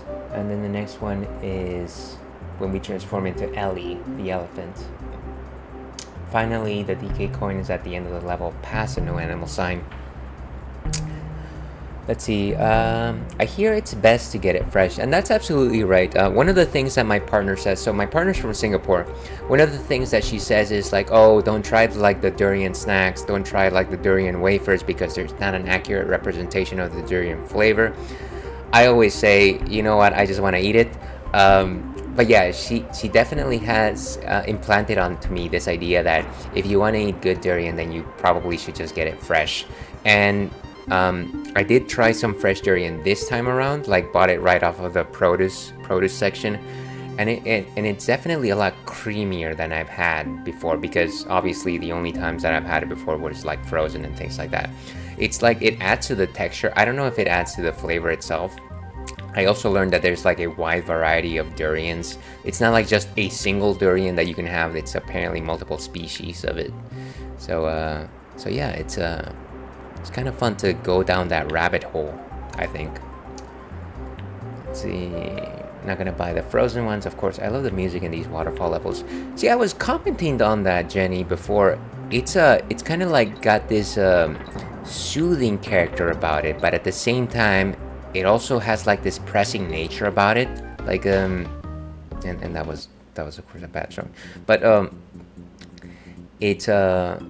it's like very like nature focused, but at the same time it kind of like puts this sense of urgency about you, and I don't know what it is about the particular instruments about it, but it's like explore, also run. Let's see, yeah, that makes sense. I'm picky about my pineapples, if that isn't obvious. You know what, Eris, I would have never known. I would have never known. These guys are such...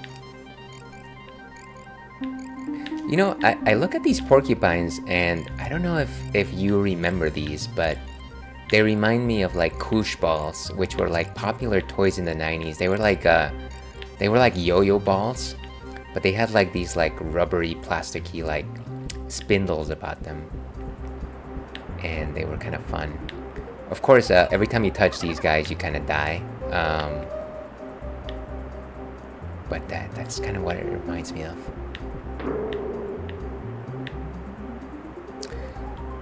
Let's see. Yes, totally agree. I'm assuming you're talking about the soundtrack. Sorry if there's a delay in my train of thoughts. Let's see.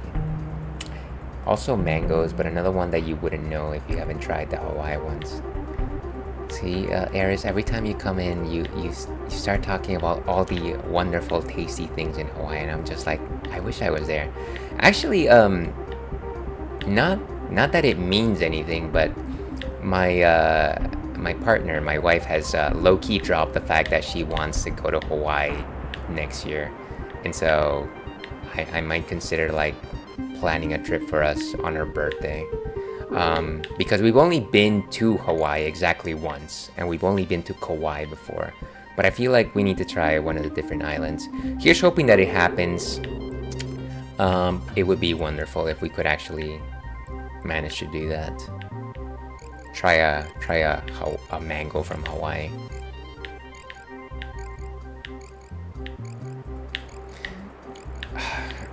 I keep forgetting that the level has 2 layers when it comes to like waterfalls and behind the waterfalls. Nice.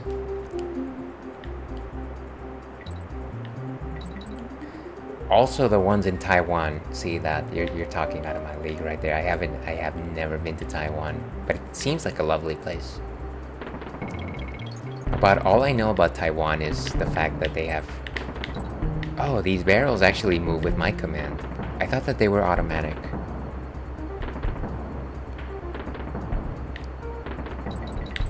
Beautiful. So that's the gimmick of this stage, I guess.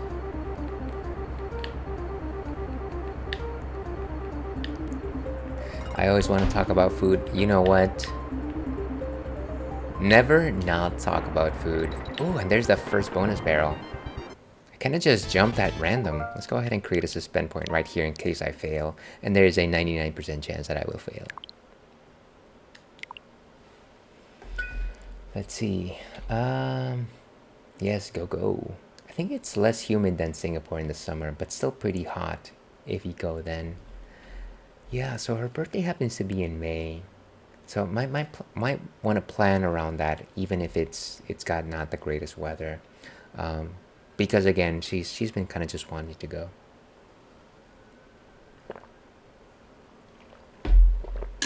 Okay, so the bonus level here is collect 70 stars. Let's see.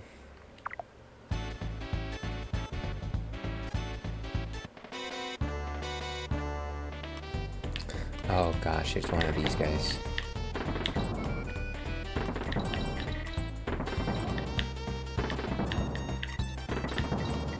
Well, at least it's no Herd the Beavers. That's a Donkey Kong 64 reference, of course.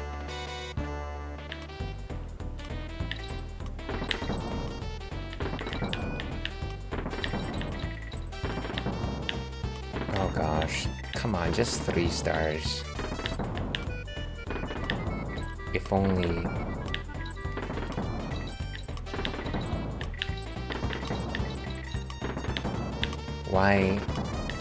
Why do I exist? Okay, try that again.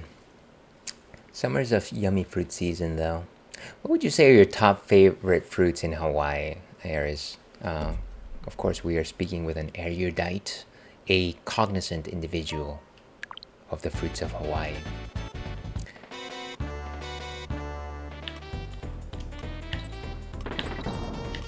Please don't tell me taro is in any part of that list though. I am definitely not a fan. No, wait, not taro. What am I thinking? Poi. Oh, but that has taro, right? Yes, taro is not necessarily my thing.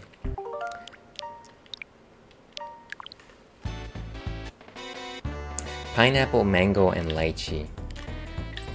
I love my pineapples. I was eating mangoes for a while in the last couple of months. I try to eat like 1 piece of fruit for lunch every day. And so for, I want to say like 3-4 weeks, it was mangoes. And yeah, they were okay most of the time, but I was just like, I feel like mangoes could be better than this. Oh, beautiful. Okay. I don't think taro is a fruit.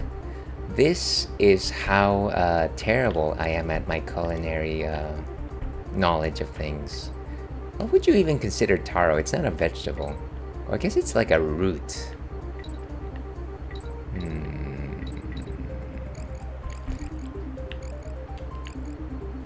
I guess potatoes are kind of a root too.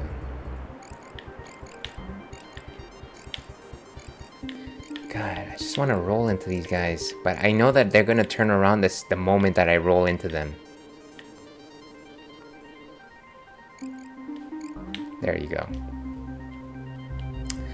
Let's see. Gotta agree, so yummy. Absolutely. I feel bad for people who are allergic to mangoes. Ah, I didn't know that that was like a widespread allergy, but that's unfortunate. Mangoes are incredibly delicious.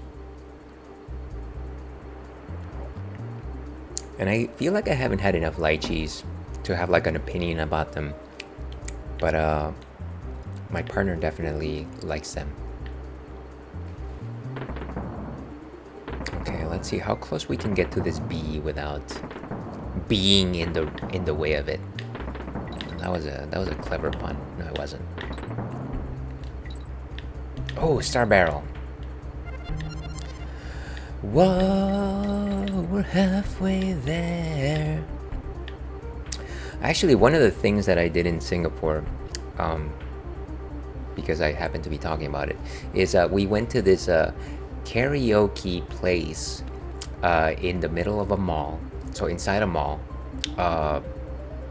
like one of the last nights that we were there, and my partner and I just for like 2 hours we were just singing random songs, and of course they got all the frills and all the beers, and of course one of the things that we ended up singing together was Living on a Prayer, because if you're at a karaoke bar, you gotta sing Living on a Prayer. That's just how that is. Let's see, a tuber. Yeah, actually, that sounds right. That's also a word that I haven't used in a long time, Johnny. So thank you very much for clarifying.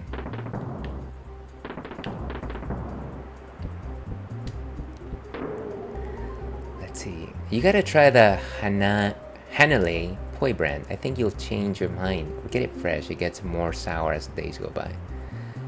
You know what? Probably what's gonna happen is I'm going to like message you before I travel, and then I'm probably gonna write these things down.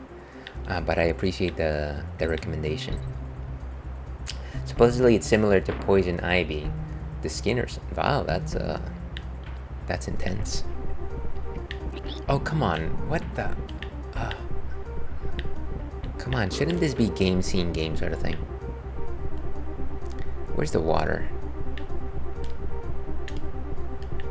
I feel like you should just be able to get water, right?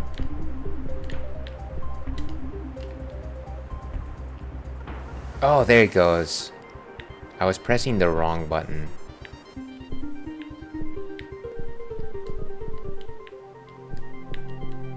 Oh, there it goes.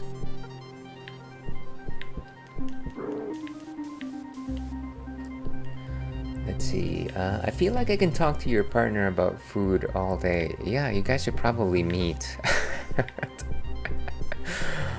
She is the brains of this outfit, so.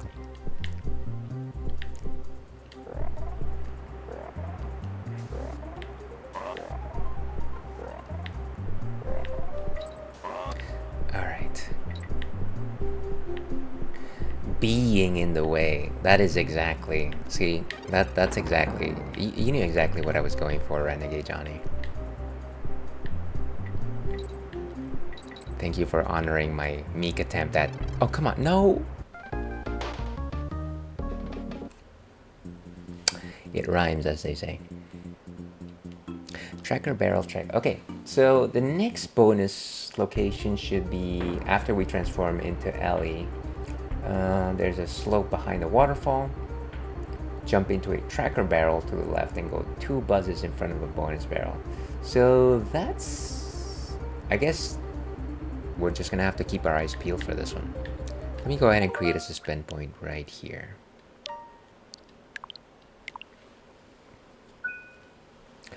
Oh, that's so cute. I hope you found that acceptable. Oh yes, I have lots of Rex. As you should, as you should. You are a knowledgeable person when it comes to these culinary questions. Mostly for Oahu, which is different experience than the outer islands. Very city. Actually, do you have a favorite Hawaiian island there? Um,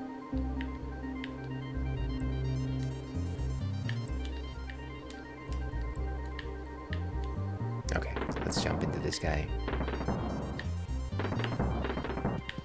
Nice, nice.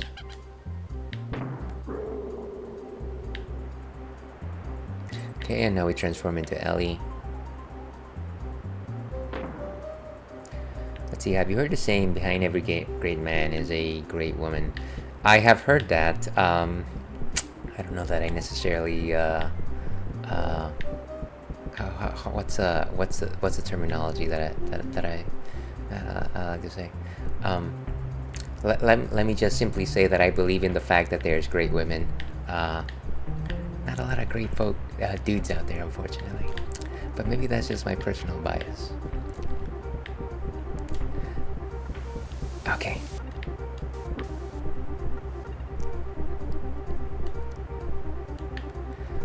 Alright. Jeez.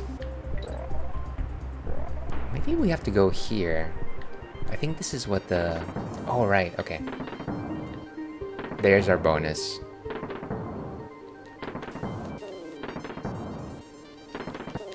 Beautiful.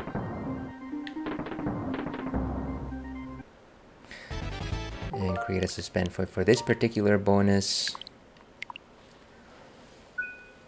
Let's see, I haven't been to all of them, so I couldn't say. Okay, I mean, that's absolutely fair. Genders can change in this day. Yeah, I mean, that's true. That's true. I apologize for being a bit narrow-minded on my rationale. I'm a beast of several generations ago, Aries. You'll have to forgive my limitations sometimes.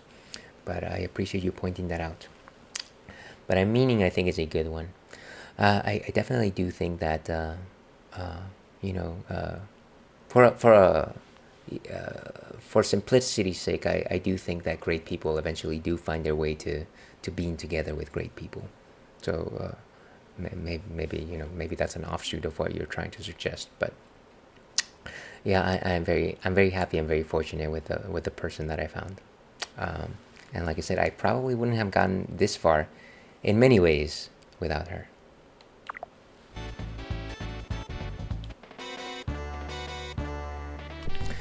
Okay, so how do we... I love it. This is classic ales. Okay, go back.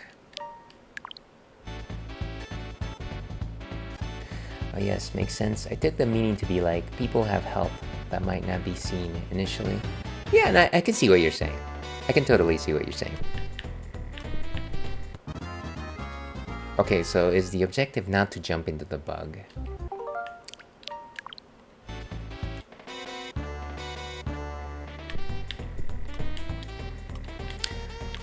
They just drained my water. Doesn't seem like I can collect water here. Okay. How do I get past this bug?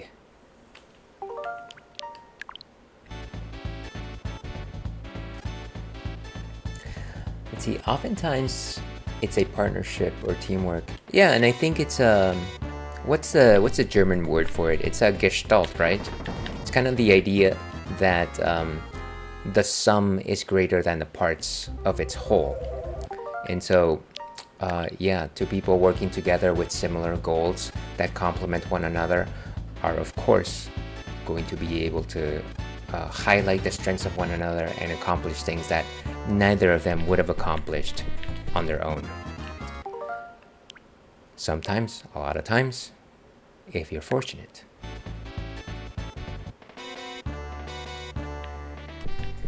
Why do I keep getting destroyed by this bug? Okay. This is painful. This is painful. Let's see, but I can see why it can be problematic. Yeah, that's a good one. Yeah, I hope you see it that way. No, I don't want to create a suspend point.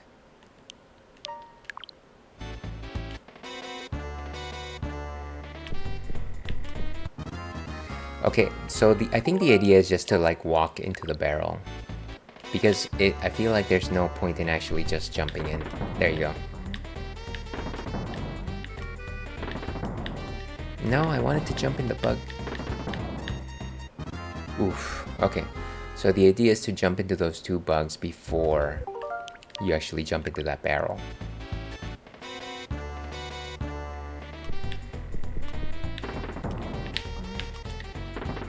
Nice. Okay.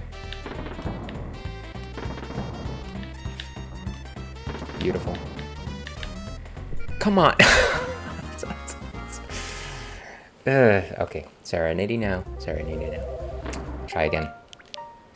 And of course, this is a good as time as any. Even though this is a drinks-friendly stream, we highly advocate the drinking and consumption of water, dihydrogen monoxide. It is the element which brings life. It helps you regulate your metabolics and certainly helps you stave off the deleterious effects of drinking any pesky alcohol. So please stay hydrated, folks.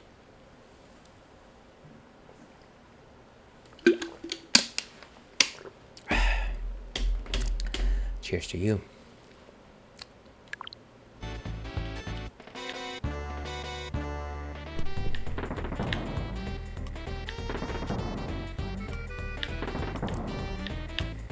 Nice.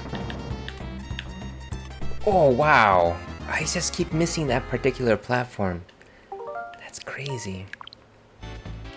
Maybe I need to go back into the blast barrel for that one.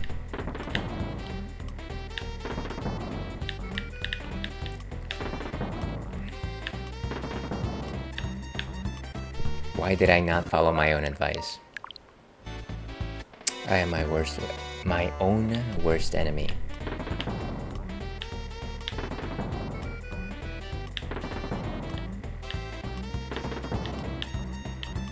Go back in. Oh, the barrel won't move any more than that, huh? Oh god, I just walked into the ladybug. The elephant walked into the ladybug, and that was enough for it to perish.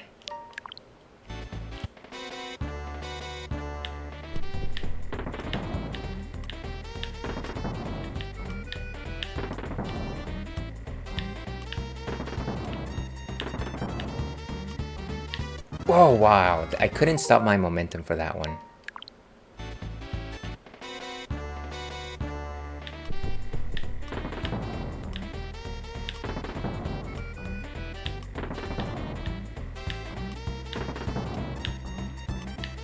Okay. Oof. Nice.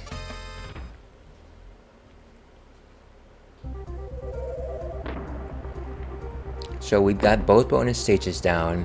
All we need is the DK coin, and then we can move on with our lives.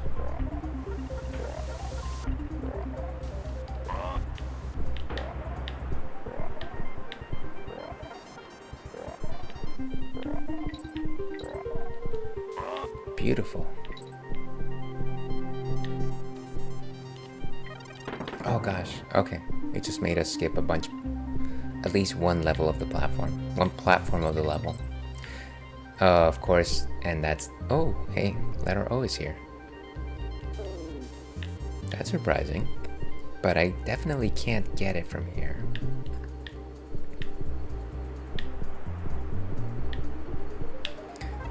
That's not smart. Okay. I have no idea how we get back up.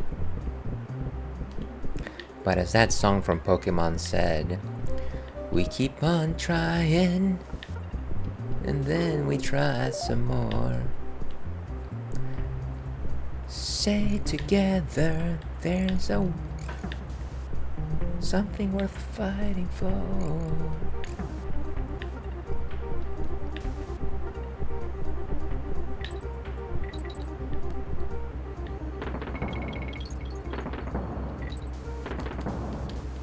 Come on, just get the thing.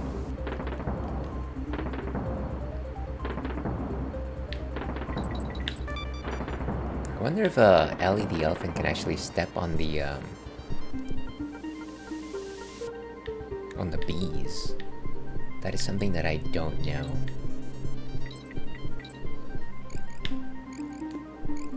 I Every time I play LED Elephant, I actually wish that I was actually playing Rambi instead. Ah.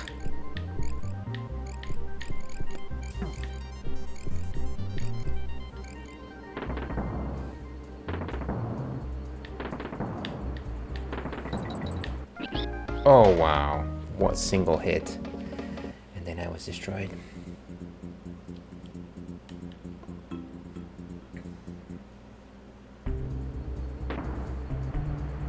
And we got 23 lives. No need to resort to save stages just yet.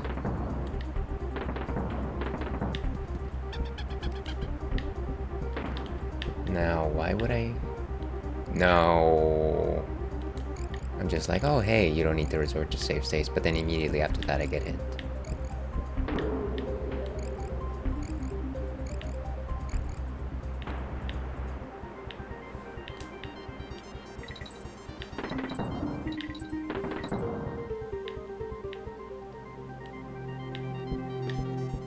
Oh, there's one of these Brother Bear's coins. Can we actually roll into this guy with Kitty? Well, no need to do that if we can just step on them.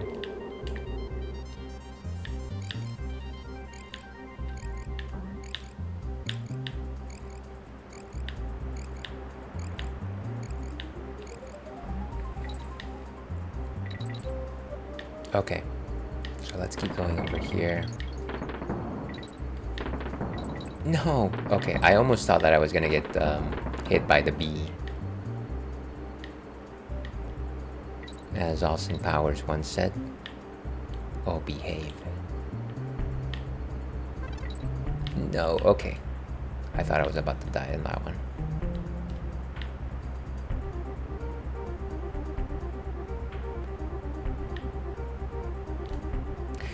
This actually brings me to a random thought. I was, I don't know, I think I was just thinking about comedy movies from like the 90s because of reasons, but I was thinking about the Austin Powers movies, and I was wondering if they'd ever actually return to that series. I don't know that Mike Myers is really up for the challenge anymore. I feel like a lot of the movies from those times were funny, but also problematic now. Definitely problematic.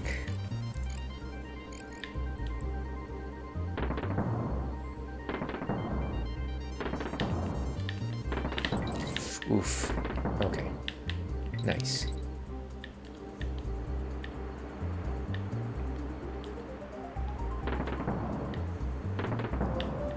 Let's go. Oh, come on. Give me the satisfaction of destroying this guy with his perfectly chiseled body. Okay, so now we made it to Ellie.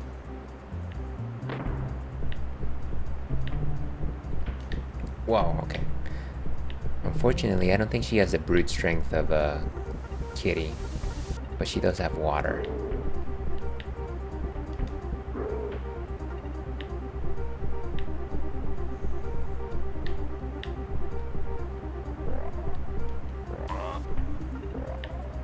Can just shoot this water.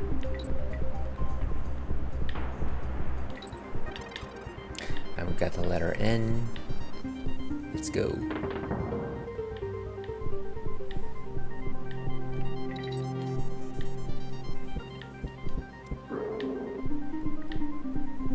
I feel like I'm walking with a glass cannon because even though we've got all this splash technology on us, it doesn't seem like Ellie can actually take attacks from like most enemies. Whoa. Oh wow, seriously. That was rough. No! And of course. Question of the night indeed. Are you ready, Johnny? Name the ways in which you are ready. Also, don't feel free not to answer that question. Sorry for being churlish. But yeah, I was about to say winter is upon us, but fall is upon us. Only 3 days away. And I am definitely ready for just cooler weather. and not just because I just came back from a very hot place of the world. Um, I feel like it's time to, start wearing some of those sweaters. I feel like it's time to venerate oranges and browns and reds, and it is time to eat more pumpkin flavored anything. Um, Pumpkin pie actually happens to be my favorite pie, and I could eat it all year round. Okay, let's try this one more time. I'm actually gonna create a suspend point right after loading, so that we don't have to pop back into the map screen.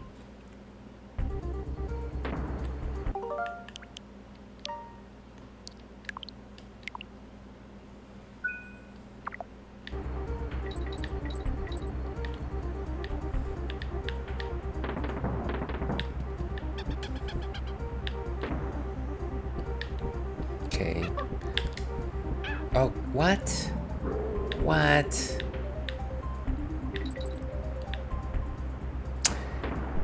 Injustice.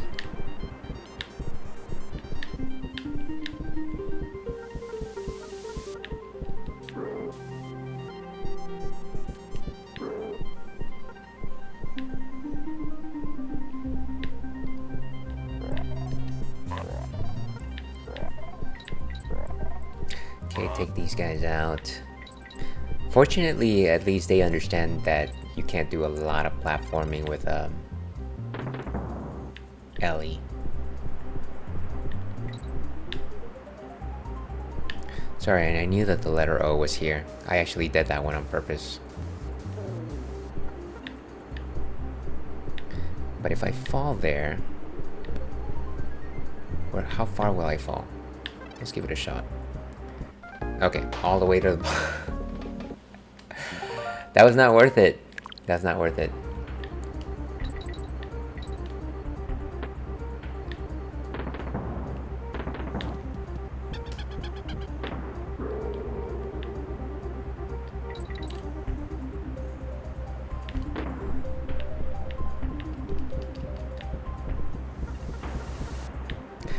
Out of my way, Crusher.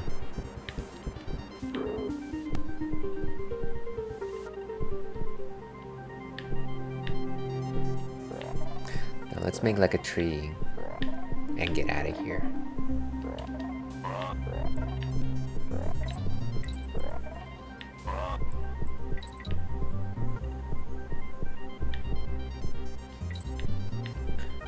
Let's go.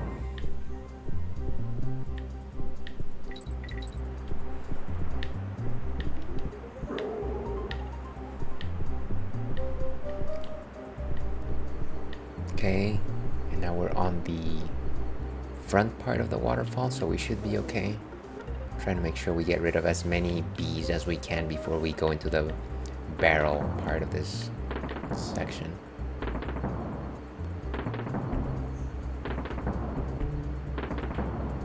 Now. Whew, okay. Wow! That one definitely caught me by surprise.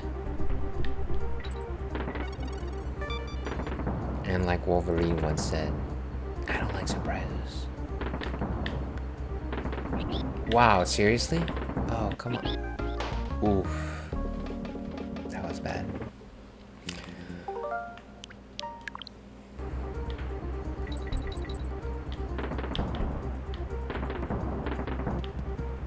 So I guess if I were to really summarize the waterfall levels of Donkey Kong Country 3, I definitely enjoy how rustic and like how kind of just like outdoorsy they feel. I feel like the water is quite calming, but I guess the gimmick here, the going in front and behind the waterfall just kind of just makes it difficult to sometimes know exactly where you're standing. And I think it's a neat gimmick. I kind of just wish that there was a slightly stronger tell for like when you are in front and when you're behind. Like I was talking about Wario Land for the virtual board earlier, And for that game, of course, you could definitely tell that you were behind or in front of the foreground because your character was smaller. And actually the same was the case for like the game Mutant Mudds, if anybody ever played one of that game. But yeah, it was for this game, it's very difficult not to just forget the fact that you are in front or behind. Alright, no need to go that way since that's just a bonus barrel.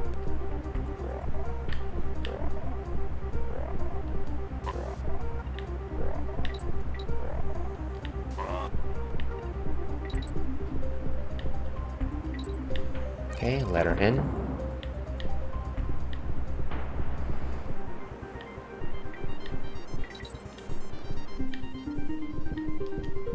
And we beat that guy down. And let's take out this bug before we actually take flight.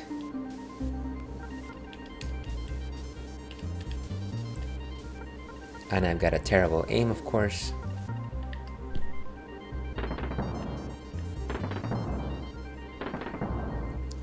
Gotta make sure we make it past this particular bug. Okay, nice. Not too bad. Now we're behind the waterfall.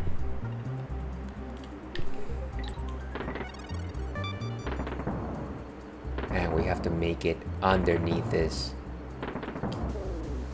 Nice. So as long as we can probably shoot these things, then we'll be fine. We don't actually have to avoid them. The bees are so much vicious looking in this game. They look like buzzsaws, right? I was just saying earlier that one of the things that I appreciated or understood in the first two Donkey Kong games was kind of just the way in which the Kremlings were coded, right? In the first game, the Kremlings were had like this army look to them, and you could tell that they were going for an army motif. The ones in DKC2 were more like pirate coded, and everybody wore bandanas or like had eye patches, things like that. In this game, I feel like a lot of the Kremlins don't really have much of that, but from what little I do see, like the bees, they have like this machine type motif to them, because you know they have like buzz saws on the back. What? Oh, great. Okay, that's what happens when I talk too much. And I ran out of water. Let's see if I can get more water before I... Okay. Ooh. And so that's why the bees here are a little... They feel a little more menacing, I think. Oh gosh, okay. Nice, got it.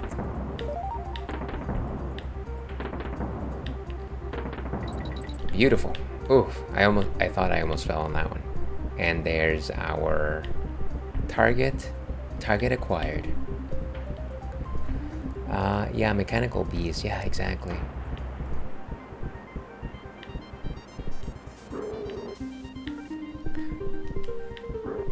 Get rid of these guys.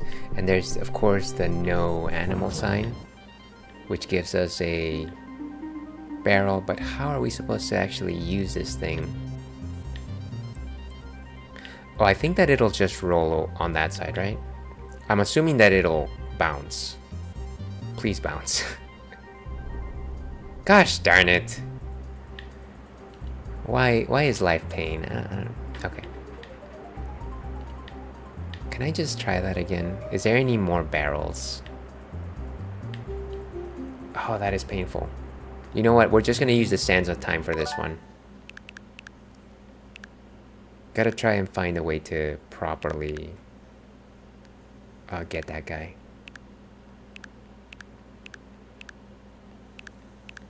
Okay, so this is when we first get the barrel.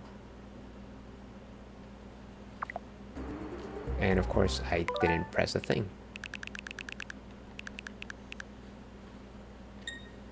Okay, so this is where we are.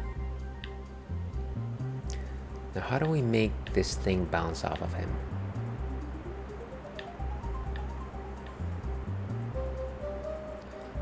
There's nothing behind him that will actually make it bounce. What exactly does the wiki say? Throw it to the left of the platform above the coin. The steel bounces off the wall. Must face the right towards the Kongs. Okay, let's give it a shot. To the left of the platform above the... I don't know where the bounce is. Why did I do that? Why do I... Okay. Let's go back.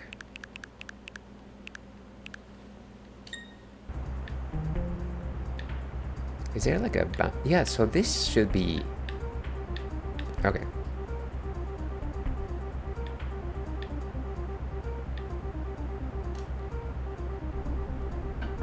Nice. That was enough distance for it to actually just stay there. Okay, let's go. And of course, there's still a challenge here.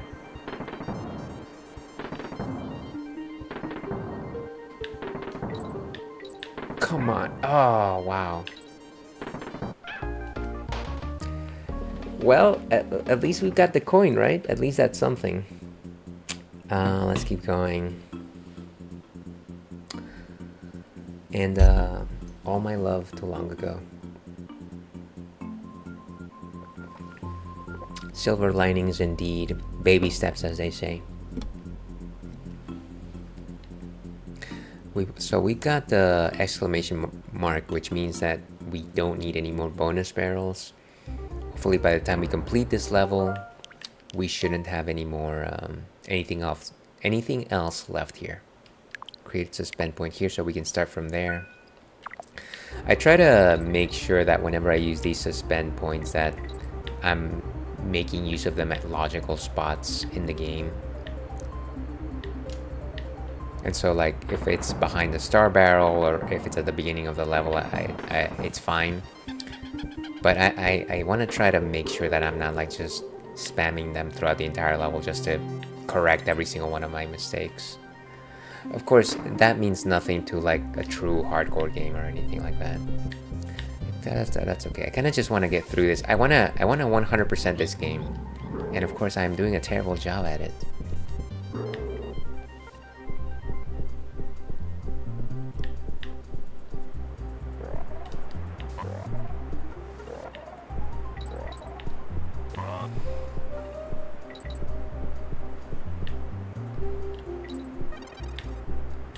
Moving on up.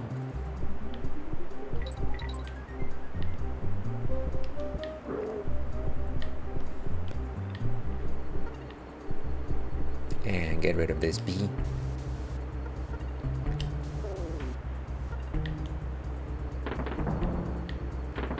Reference to the Wicker Man, of course.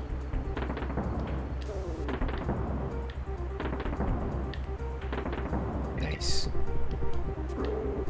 I feel like as soon as you land on most of the platforms over here, they put one of these crusher types in front of you just to make sure that you're like paying attention.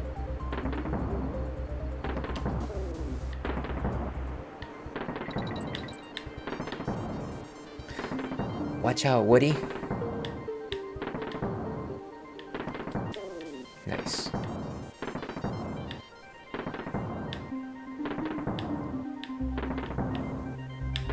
Okay. Made it. You can do it. Ares, you got more faith in me than myself. And I appreciate that.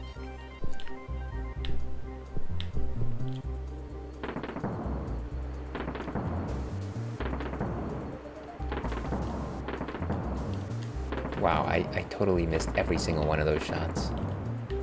Let's get some more water.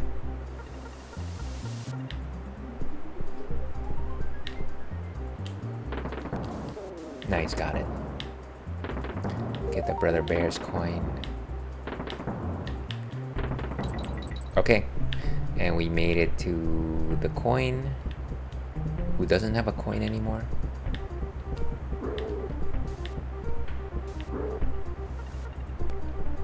Very cool. We have the barrel over here. Maybe we can actually use Dixie to throw the barrel at this guys. Beautiful. Okay, so let's do our best here. It's gonna have to be like a very smooth motion where we go from blast to blast. Oof, okay. Nice. What time we got? Okay, we're still good. Give me just a second here, folks. A little bit of the real life getting in the way.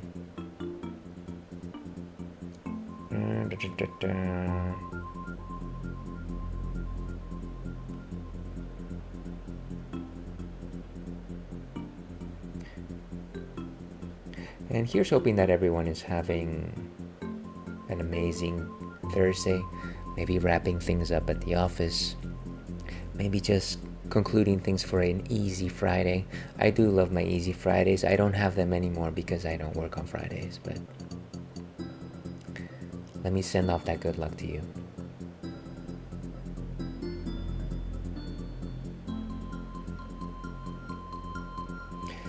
Let's see. Very good. You think so? I like to think so. It was okay. Alright, let's keep going down here. And now we're back in the water. What is this place? Fish Food Frenzy. Can we actually go like behind the waterfall here? I find that one of the things that I really enjoy about this game, Donkey Kong Country 3, is the fact that you can actually interact with parts of the map that are not necessarily just like levels. And so every once in a while you'll stumble into a cave or something like that. But it seems like the only thing that we can do here is go to this level. So let's go ahead. Boom, boom, boom. Ooh, a water level. What is that fish? I can probably tell that they're gonna chase after us. Create a suspend point right here. So this level is called what is it? Fast Food Frenzy. That reminds me, I was having breakfast today, and we had some leftover McDonald's fries. Ads coming in 3 minutes, so run for your lives. But we had some leftover McDonald's fries as well as some chicken nuggets, which are fine. But yeah, I was heating up the fries just in a regular microwave. I know we have like an air fryer, and I know that crisps things up very well. But to this day, I have refused to use it because I feel like the microwave is just faster, and I have very plebeian palate, and so I heated them up in the microwave, and it was that and a leftover chimichanga, and that was the best breakfast ever. Just leftover McDonald's fries and chimichanga. Quite good, quite good. Highly recommend. Okay, Fish Food Frenzy. DK coin is in the cavern area. Stand to the left of the level flag. Okay, so all the way to the end. Then there's 2 bonus levels. After the letter K, find a group of bananas shaping the left arrow, and then bash the baddies, which is after the letter G. So we'll keep an eye on them. We'll come back to that. And I get the feeling that this thing is gonna eat us. Right? Is that what's gonna happen? Oh, I think it's supposed to like eat other things instead of us.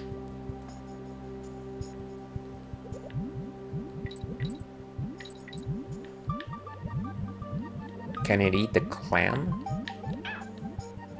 Oh, yes, it can. This level, I can already tell this level is gonna stress me out.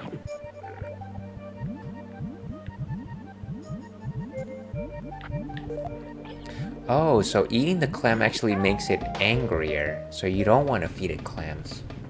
Okay. Well, let's not the easiest of challenges, but let's keep going. You know what? I'm just gonna go ahead and play an ad right now, and simply because I know I'm gonna fumble through this first part anyways.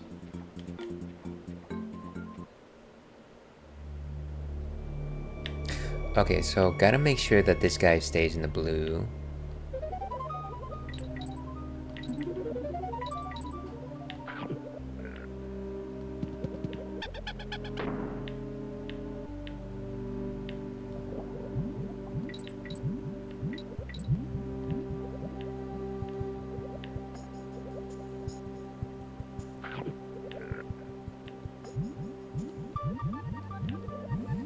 Okay, so there's the letter K. No, don't. Oh, come on.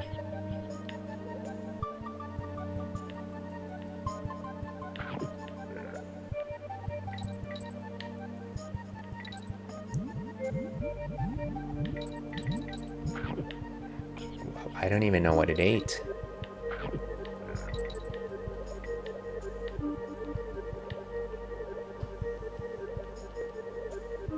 Is that fish your friend? No, clearly we have to feed it clownfish so that it does not eat us. So it's like a time-sensitive thing where if we don't feed it the clownfish, then it'll get upset. And then if it eats the spiky things, it also gets upset. So don't feed it spiky things either. Which is difficult because it just keeps going its own way. Come on, can you eat this thing instead? Where did it go? Oh, weird. I think it disappeared. Whoa, oh. It just randomly popped up. Fish eats donkeys. I guess. I guess. Well, they're not donkeys. Wait, Donkey Kong is not a donkey. Why is that his name? So if I remember correctly, the reason why the character Donkey Kong was called Donkey Kong was because it was supposed to be like a take on the idea that it was a dumb monkey. And so it was like, oh, Donkey Kong, it's like a dumb, lame kind of monkey. And so they decided to call it that way. At least that's how I remember the story. Don't quote me on that, but I think that's why the name Donkey Kong is what it is. And of course, in the Super Nintendo era, he wasn't really like Mario's antagonist, so it kind of just became like an established name for him. I don't know if that's the fairest of descriptions, but I hope that is at least a primer to your question.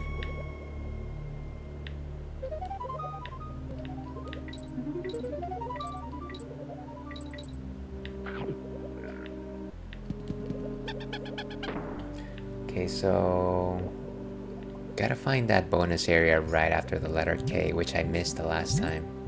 Don't eat the thing, please. Just relax. I think the thing that kills me is that it changes direction if I change direction. So even though I'm asking it to eat a particular fish, it won't do it as long as don't eat. Oh, come on. Painful. If I'm anywhere near the fish that it's not supposed to eat, it'll just eat it, which is obnoxious. Where is the K? Okay. Thank you for that, yes. Happy to help, Aris. And like I said, I'm sure that I'm missing a couple of key details there. Oh, jeez. I can tell you already this is going to be a very hard level. But that's okay. Let's create a suspend point right here. I feel like it's probably better than our old suspend point.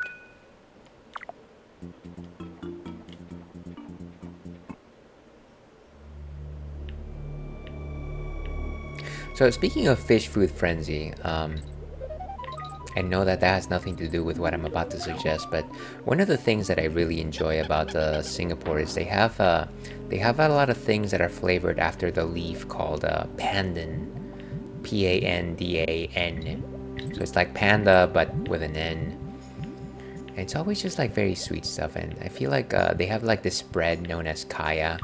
It's like a jelly, but it's like green colored, and I very much enjoy it. It's very tasty. And I'm planning to make waffles this Saturday. Oh no, don't.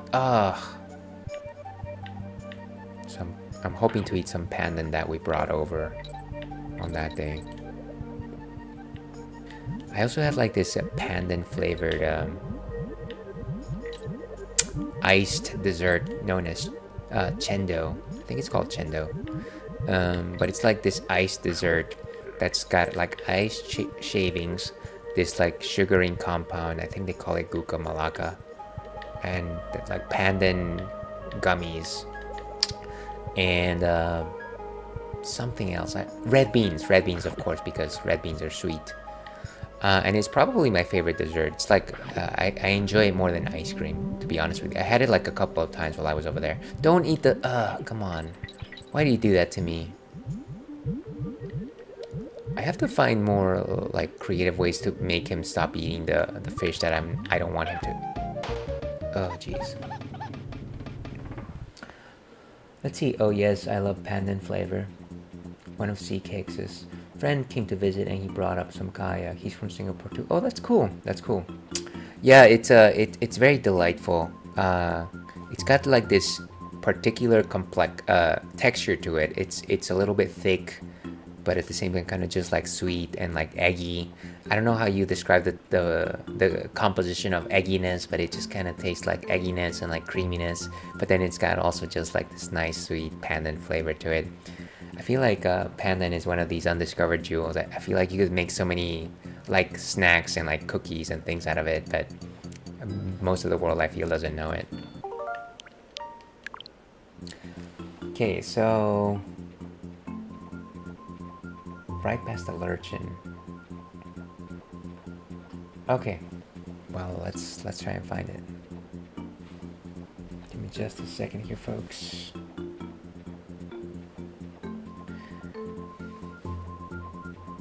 Sorry, just chatting with a Churros dog walker.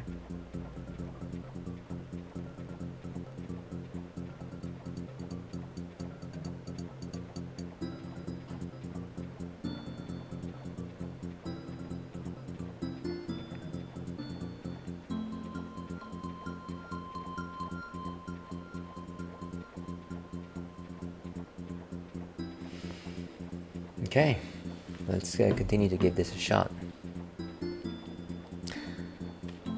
All right. Boom, boom, bum, ba, bum, bum, ba, bum, bum. Yeah, I kind of just wish that there was a slightly easier strategy to have him avoid eating the fish that I don't want him to eat.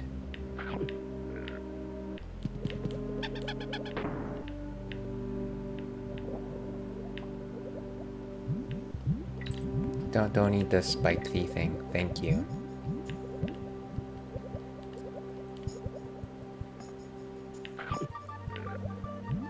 Okay, so don't eat any of those. Don't eat the letter K, please. Yes! I'm excited to see what you create. Yeah, whatever I end up doing, I'm sure I'll snap a pic of it. Oh no, don't eat. Come on. Painful. That is painful.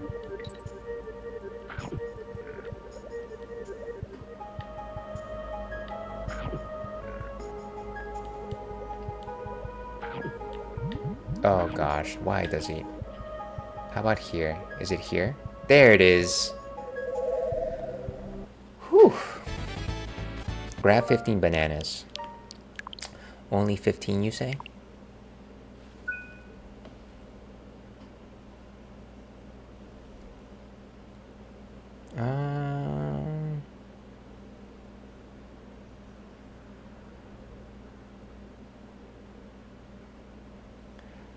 Okay. Let's keep going here. Let's collect those 15 bananas.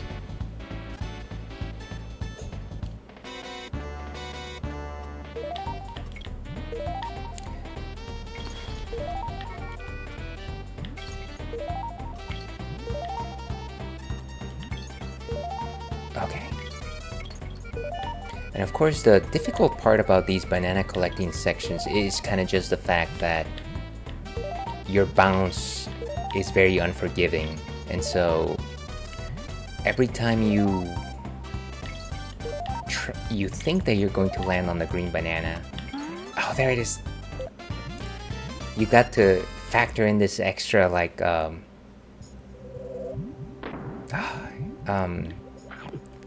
magnitude of your movement about it. Okay, well, at least we got the particular bonus area, so it's okay. Let's go with one more. Let's go with one more. I think we're getting to our Cinderella time, so let's give it a couple more shots, and then we'll see how far we get. At least we don't have to worry about that first bonus area anymore. So maybe we can focus a little bit more. It's interesting that they're green bananas.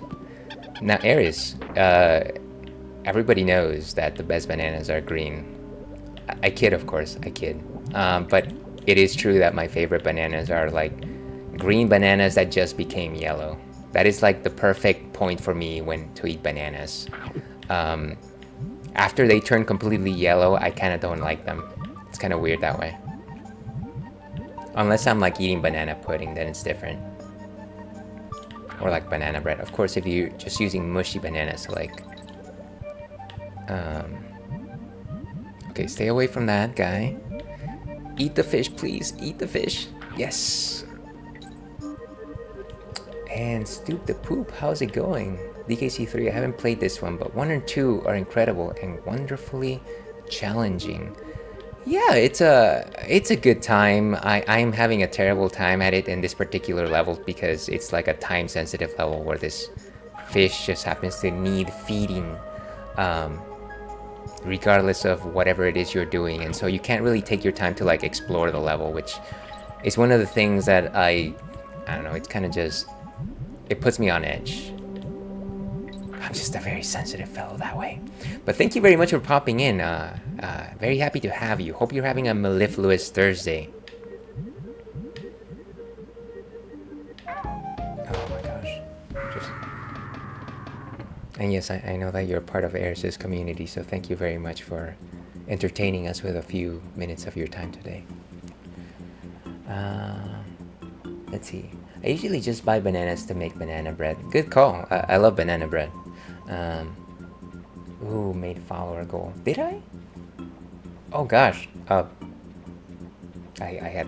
Did I? Sorry. Streamlabs failed to suggest that to me. If that happened, but yes. Thank you very much for the follow. I'm assuming that was you. Very kind of you. Very much appreciated. Yeah, today we celebrate, I guess. And cheers to you, as I like to say, to your health. Let's see. I'll look up what mellifluous means when I get back to you. You know, mellifluous is kind of just like a melange of like delectable and like, just well, if you understood what that gesticulation was, then you know what I mean. Let's see. I saw. Ah, yes, I am. It was me. I saw it on the chat side. So I apologize. Today my Streamlabs doesn't seem to be working. It's not even showing me chat on screen today. So I actually literally have to look to the Twitch website to actually see what people are saying today. No idea what's going on with it, but it is the first time that I've streamed since like the past few weeks, so maybe something changed that I'm not aware of. So very much apologize for that. Thank you so much for the follow. Very kind. Welcome to the ale pack, as they say. To your health, indeed. Maybe could be refreshed, potentially. Okay, let's try this one last time. Like Daft Punk once said, one last time. And then we'll probably call it a day today. It's been quite a day, folks. It's been a good return to form. I think we need to kind of just get our technical stuff. I have a few ideas as to how to improve the quality of the stream. Maybe add I've heard very good things about this one Autobot mod called what is it called, Seribot or something like that, which I've been thinking about implementing. I think Streamlabs is also like introducing this like new tool to like help you create clips automatically. I don't know how that works, but I'm kind of interested in it because generally I make my own clips and it's just like, well, if I had something that would just automatically pick out like clippable instances, that would be kind of fun. We'll see how it goes though. We'll see how it goes. Don't eat the okay. Why do you do this? Why do you hurt me? Okay, so don't eat the spikies and then you go eat the spikies. Eat the okay. Let's see. Those are totally the lyrics. Thank you very much for agreeing, Aries. With that, let's go back to... Let's see, I know some people have the command clip that makes 3-second clips. Yeah, and I've seen that being automated. I guess I'm just never quick on the pickup for those kinds of things. But that's a good suggestion. Maybe I could look into that as well. But let's go back to intermission. Okay, so that was the Ales and Fails stream for today, Thursday. We were playing some DKC3. I think we advanced a total of 3-4 levels, maybe tops. Not too much progress, but we did get to catch up with some shining stars from the streaming world, as well as cool members from our community. Aris, Retro Jenny, Renegade Johnny was here for a while. In I Go, friend of the stream, was here too.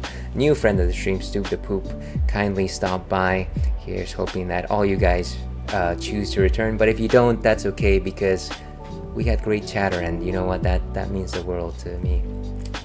If you like this kind of nonsense, and I don't know why you would, you have better things to do with your time, but if you like this kind of nonsense, I stream on Thursdays and Fridays. Thursdays I stream retro, generally either Final Fantasy VIII or DKC 3. On Fridays I generally stream modern stuff, which these days happens to be Baldur's Gate 3, or what I'm streaming tomorrow, which is Elden Ring. So around the same time, relatively simple to catch up on. Follow me on the socials if you are so inclined. Let's see. I caught the end of the stream, I guess. Yeah, very much apologize for that. I'm actually finishing early. Generally, I would go on for like a couple more hours, but I've got a play date with my siblings, and I can't say no to them. Very good progress. I'm glad that you think so. I am glad that you are between you and me, you are the only person that thinks that I've made good progress today, Aries. So thank you so much for your company today. Very much appreciate you. Thank you for streaming. Of course, you're more than welcome. That's so nice. Enjoy yourself. Love the shirt. Yeah, this is actually one of my favorite shirts that I wear on stream. It's just kind of like nice puppies. I try not to wear it too often because yeah, it's in terms of like the number of shirts that I have, this one is probably like top 2. Probably should get a few more shirts, but yeah, this one's pretty cute. Thank you very much for that, and thank you so much, Stony, as well for popping in. Have a good night. Side note, I think I'm gonna have that same Gudetama plush. So, which one of the two, Aries? We love Gudetama around here. It's certainly my favorite Sanrio character, so glad to see that there is some Gudetama love.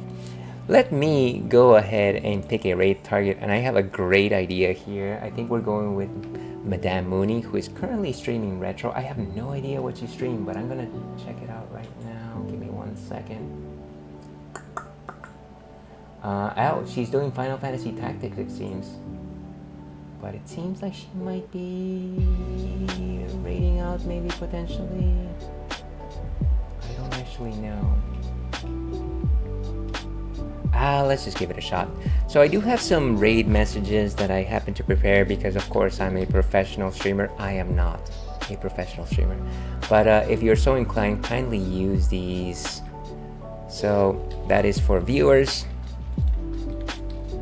And that is for followers. Feel free to use either of those if you so desire. And let's go ahead and give Mooney some affection. Once again, I am secretly hoping that she's not also just wrapping up. But I do love my Final Fantasy Tactics, so we have to send the baton her way. And with that, let me go ahead and wrap things up over here. Look at that collared shirt. Very much enjoy it. So yes, thank you very much everyone for popping in. And as I like to end these things, stay thirsty, LPAC. We'll see you again.